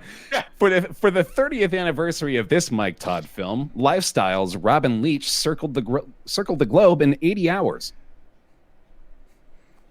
Uh-huh. Come on. You didn't unlock, by the way. Oh, my bad. None of us know it, though, so. Right. Around that world. easy, huh? Yeah. Yeah. God damn it. Robin Leach was in a movie? Where do you want to go, Corey? 400, please. In Crimes of the Heart, she shot her husband. In Night Mother, she shot herself. This lady's got to be knocked up or locked up. Sissy Spacek. Oh, it's Sissy Spacek. Wee. Let's do 600, please. Of Beau Brummel, Beau Guest, or Beau James, the one played in film by Bob Hope. Who is Bo Guest? Incorrect. Son of a bitch, dude. It'd be Beau James. I was going to click it, and I had the wrong one in my head. I had the wrong one. I didn't Corey, I even believe understand so? that question. Yeah, that was a 800, weird yeah, one. 800, please. 800 for the movies. First paired in 1947's I Walk Alone, their latest film together was 1986's Tough Guys. Their latest film? Their latest film together. Can you unlock the buzzers, please, Alex? I am so silly. I'm sorry. Who are Mathau and Lemon? Incorrect. Oh, wow. That was a good guess. Thank you, thank you. I mean, I didn't want to be too insulting, but that was very obviously Kirk Douglas and Burt Lancaster. Corey, you have the board. Let's go for 1,000, please. Oh! Oh, Daily Double. Oh, right. You tell him the buttons, Ryan. 'Cause this is confusing. Well, Corey wagers, and after he submits his wager, you click the button that says Show DD at the bottom. Okay. Show DD clue, maybe? You're submitting a wager of 69? Yes. Wow. Okay. Here we go. David O. Selznick was fined $5,000 in 1939 for using this four-letter word in a film. Come on. What is... Wait. Actually, this could be hard. Yeah, but. That is What is incorrect. but? What is damn? Damn. that makes sense. Mm, You I was think, like, I can't get the obvious ones. you think he got fined $5,1939 I know. That's for a lot of money. For saying but. Damn, I mean, you know, like on I Love Lucy, they weren't allowed to say the word pants. I did not know that. That's hilarious. that's a 5-letter word though. Yes, true. Yeah. Stadiums and arenas for 800, please. Built in 1912, Tiger Stadium and this Red Sox park are the oldest major league ballparks. Alex? Oh, come on. Alex? Oh, damn it. Sorry. My bad. I was mad at you guys for what not is knowing Fenway it. Park? Thank you. Yes. That's, I gotta be better at that. For 1,000, please. This London stadium has been the site of cup finals in soccer and of Live Aid. I don't know. What is Wembley? That's correct. In other words, for 200, please. Entirely well attired without any destination. I don't know the theme yet. I'd be all dressed up and nowhere to go. We're looking for phrases here. In other words, please. Idioms, yeah. Rein in one's palominos. Hold your horse. What is hold your horses? That is Hold your correct. horses. 600. Toss one's loaves onto aquatic environments. Boy. I've never even heard this phrase. Cast your bread upon the waters. I've never heard that. That's just what you asked. Bread and water. Fair enough. 800, I guess. All right. Buffoon's Utopia. What is Fool's Paradise? Very good. Okay. 1,000. One Granny Smith within one 24-hour period prevents a medic's arrival. You've got to be kidding me. An apple a day. What is an apple a day keeps the doctor away? How is that the $1,000 question? I don't know. Let's do historic Americans for 200. Cast your please. bread upon the loaf. Yeah, right. Did you say 200? Sorry. 200, please. Yeah. Mr. Trebek doesn't normally talk over his contestants so rudely. Two signers of the Declaration of Independence had the same last name as this Confederate general-in-chief. Who is Lee? That is correct. What is Lee? Yeah, for who- you 400, got it. please. In 1960, this polio vaccine pioneer founded his Institute for Biological Studies in La Jolla, Hoya. La Jolla, Yeah. La Jolla, California. Who is Jonas Salk? That is correct. Wow. Good job. I don't know that. All right, 600. Yep. The notes taken by this spy during the Revolutionary War were written in Latin and hidden in his shoes.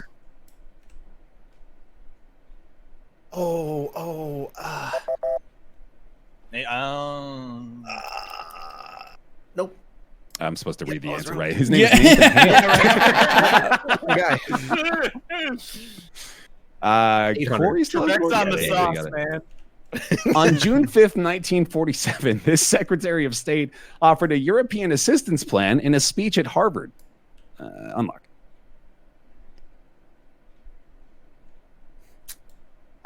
I mean, George Marshall. Oh, that makes perfect Oh sense. yeah, that guy. And the final clue, this liberty or death orator declined an offer to be U.S. minister to Spain.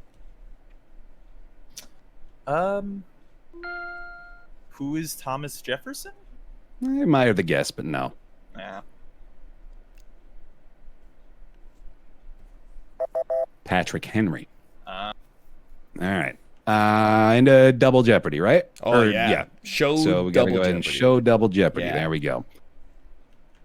No time for commercials. Nobody wanted to buy ad space for this show, so we're just jumping right into segment 2. I love the 5th category. We're looking at pop music, highways and byways, sports. I'm sorry. So this will be a category where we talk about sports. The stars. Meat. This is very good. And history. Were they paying by the word for the categories this time? Alpaca Patrol being in 3rd place, you will have control of the board to begin with.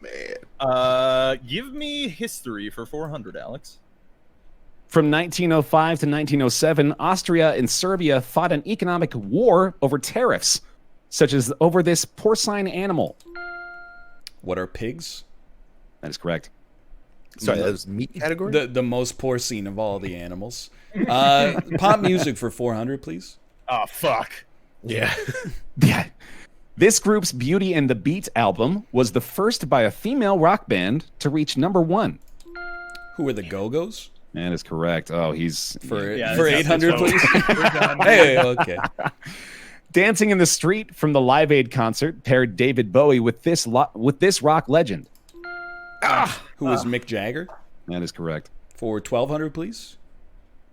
In 1984, this comic parodied Michael Jackson's "Beat It" with record and video versions of "Eat It." Who is Weird Al Yankovic? Everybody knows that For one. Buzzer 1600, please. When David Lee Roth left Van Halen, he jumped in. Who is Eddie Van Halen? That's incorrect. I'm sorry to say. I got so confused. With Sammy Hagar. For 2000, please. Oh, Daily double. oh, dude. let's send it. This could be fun. There you go, dude. Yeah. All right, let's do this thing. Is it the same button for the second daily double? Yeah, show DD. These Sultans of Swing did the Walk of Life in 1985. Who are Dire Straits? That's correct. God damn it. It had to be a question from the 80s. Let's do sports for 400, please. It's where relief pitchers, not matadors, warm up. What is the bullpen? That is correct. For 800, please. Because of this rule, no horse has ever won the Kentucky Derby twice. The glue rule. Yeah. Double Jeopardy? What the fuck? Only a 3-year-old can run rule, Oh, apparently. Yeah, okay. I'm For sure what's going on 1200, with please. He shouts the commands in crew racing. Oh, come on. Really? I'm surprised, Mr. F1. I don't know. What is the coxswain? They don't have coxswains running around the F1? I thought it, Why didn't I you thought it answer? was a pit That's boss. I don't know. I don't know what the fuck That's a coxswain boat. is. That's a boat. Crew racing is boating. For 1600, please. Oh, fair enough. Yeah. Tennis serve that touches net before dropping into proper court. It's replayed. What is a let? As a let ball. Yeah, you got it.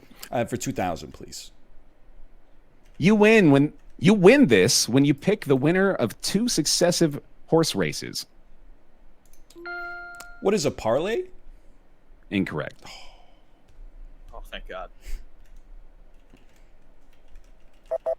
It's the daily double. Oh, how cute. Let's do the stars for 400. This constellation, abbreviated SGR, is best seen in August.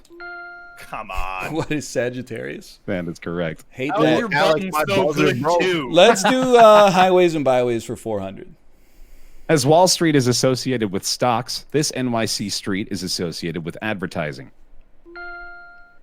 What is Park Place? No. What is Times Square? No. No. Oh. What is Park Avenue? No. No. Madison Avenue, dude. Madison Avenue, dude. For 800, please.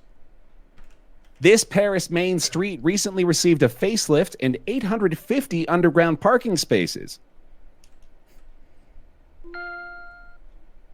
What is the... I forget the fucking name.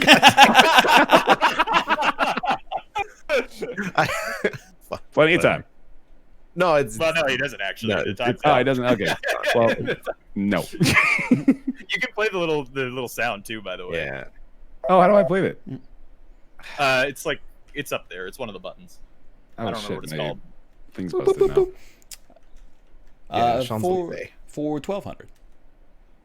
Oh, found it. There you go. Roxbury, Spago, and the Whiskey are on this Los Angeles street's strip. What is the Sunset Strip?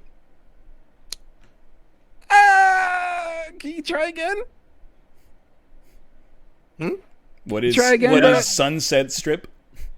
Sunset. Oh, Sunset Boulevard. There you go. Okay, yeah. What is that? He needed extra points. Yeah, why not? Yeah. I mean, they said this strip, the Sunset Strip. I know, yeah. Oh, okay. Yeah, no, I don't know. I might not have given myself that one, but here we are. 1600. In this city, you can enter Tiananmen Square off Chang'an Avenue. Unlock. God damn it. What is Beijing? That is Beijing. And 2000, please. How was that the 1600? Collins, yeah, that is crazy. Collins Avenue runs through Miami Beach's South Beach, and the Embarcadero? Yeah. Embarcadero runs through this city's North Beach. What is San Francisco? San Francisco. Meat for 400. The front part of a hind quarter with the flank removed. It may be tender. What is How's your button? what is the loin? I don't get it, dude. For 800, please. It's the term for a young pig that's fattened for its meat. Wait for it. Wait for it. What is suckling? Oh, you got it wrong. Oh, okay. What is babe? No. Oh. I wanted to eat the babe. Yeah. You're going to love this one. It's a And the porker. spider. For 1200, please. This country is the world's largest exporter of mutton. Oh. What is Scotland? Incorrect. What is New Zealand? Incorrect. Oh, beautiful Well, score, well though. score, though. Actually. I'm pretty sure. It is Australia. Ah, come on. For 1600, Oceania. please. I got it. This variety meat is the thymus gland, usually taken from a calf, but occasionally a lamb. What is the brain? Incorrect. What are sweetbreads? Correct. Oh, well, okay, sure. I mean, 2000. Spelling that completes the jingle. Oscar Mayer has a way with Say it. Weiner. What is Weiner? No, are you serious? Oh, what is wiener? No, it's not that. No, incorrect. Oh, I don't think the song is Oscar has a way with Wiener. I was forgot appalled we all because I got thought it. this was absurdly easy. I'm laughing, but I was going to spell out wiener as well. you were? Yeah. How are you so much smarter than me? I don't know this jingle. He's got a way with Because they wish they were an Oscar Mayer wiener. Yes. Oh, man. Oh, fuck, dude. He's got away with it. All right. Maybe he does. I think Maybe Ryan's he got does. the board I still. think Corey is the board. All right, It's Corey's me. got the board. Let's do stars 2000. Among the horse constellations in the sky are one with a horn, the unicorn, and this one with wings. What is Pegasus? That is Pegasus. For 2000, please. 2,000 stars. Daily double. Wow. You better do it. So You daily better do it. Whatever. Let's go. Let's go for Let's 9200. go. I don't know anything about stars though. Denebola, a star in the tail of this constellation, is Arabic for the lion's tail. Ooh. How fitting. What is the Big Dipper? That is incorrect, unfortunately. It is What was it? Leo. It was Leo. I thought that was well, too it's fine, obvious. Yeah. So I said something wrong instead. For 1600, please. Yeah.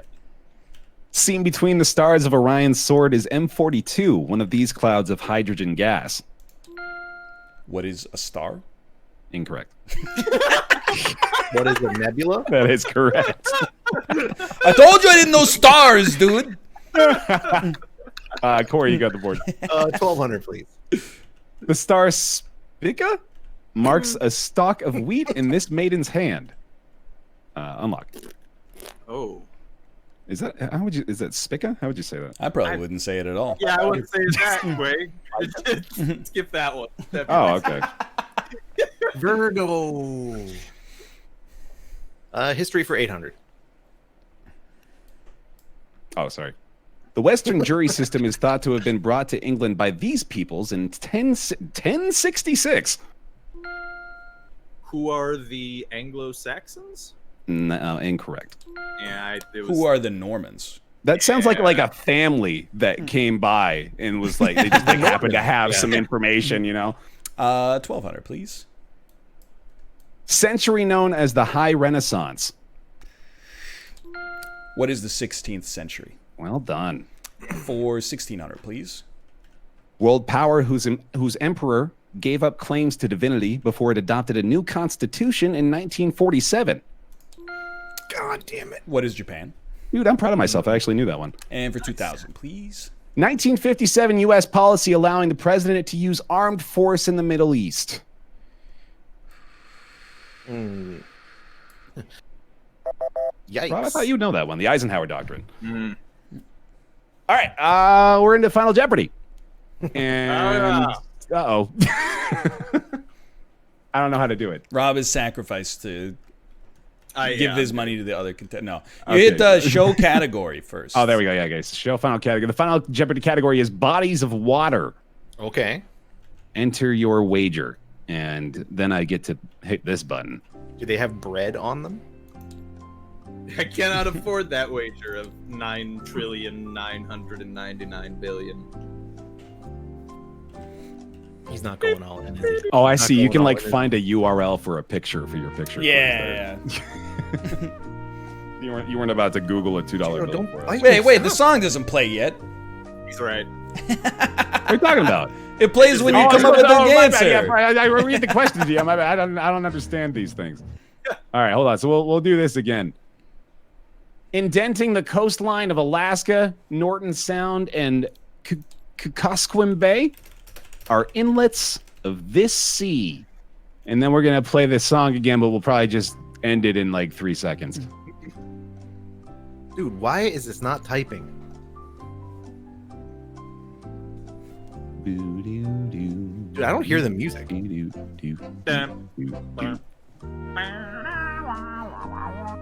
Wow. Did that go in? Okay. I think it went in. Actually, Ryan, did you see that video of the mummy with the I did. And I loved it.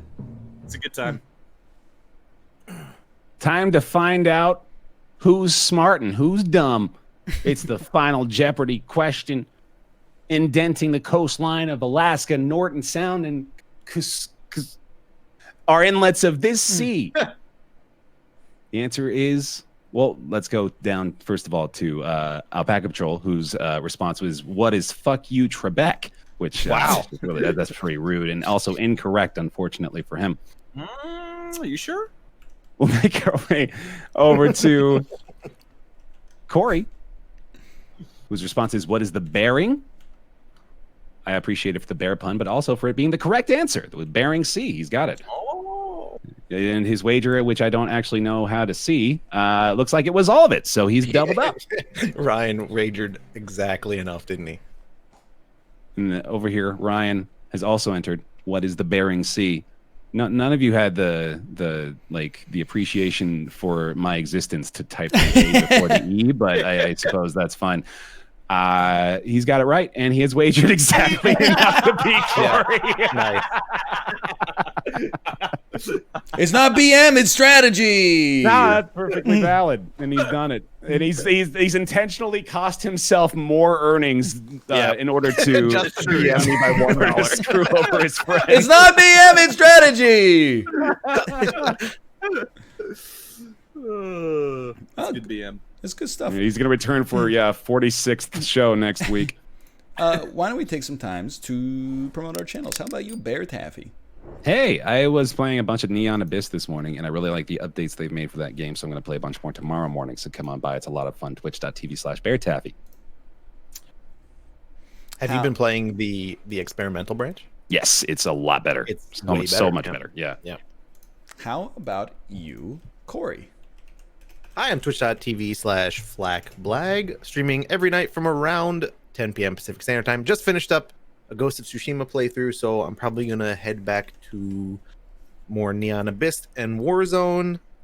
So come by and hang out. We'll probably do marbles too. You know what? Let's Hey. just do marbles. Marbs. And Robert. Yeah, hi, I'm Rob, also known as Alpaca Patrol. You can find me on Alpaca Patrol everywhere. Twitch, Twitter, YouTube, discord.gg/Alpaca Patrol.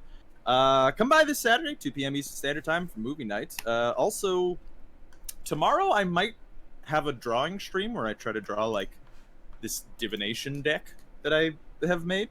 So that might happen. And then also come by on Saturday. We got a lot of good movies on the like I said, we watched Kurosawa last week. We got fucking some Fritz Lang on there. We got a little we're gonna put some like Abbott and Costello and shit. It's gonna be some good stuff. And also, if you would like a more nuanced perspective of my takes, stay for after movie night for several hours. It'll be a fun time. Get radical. Several hours. Yep. Yep. All right. So- thank- Like a get. No, you go ahead. thank you for being here. I was just gonna hang up. Thanks for having me on. Yeah. right. Yeah. Let me see what Kate's up to. One moment. You know how it goes at the end of the show.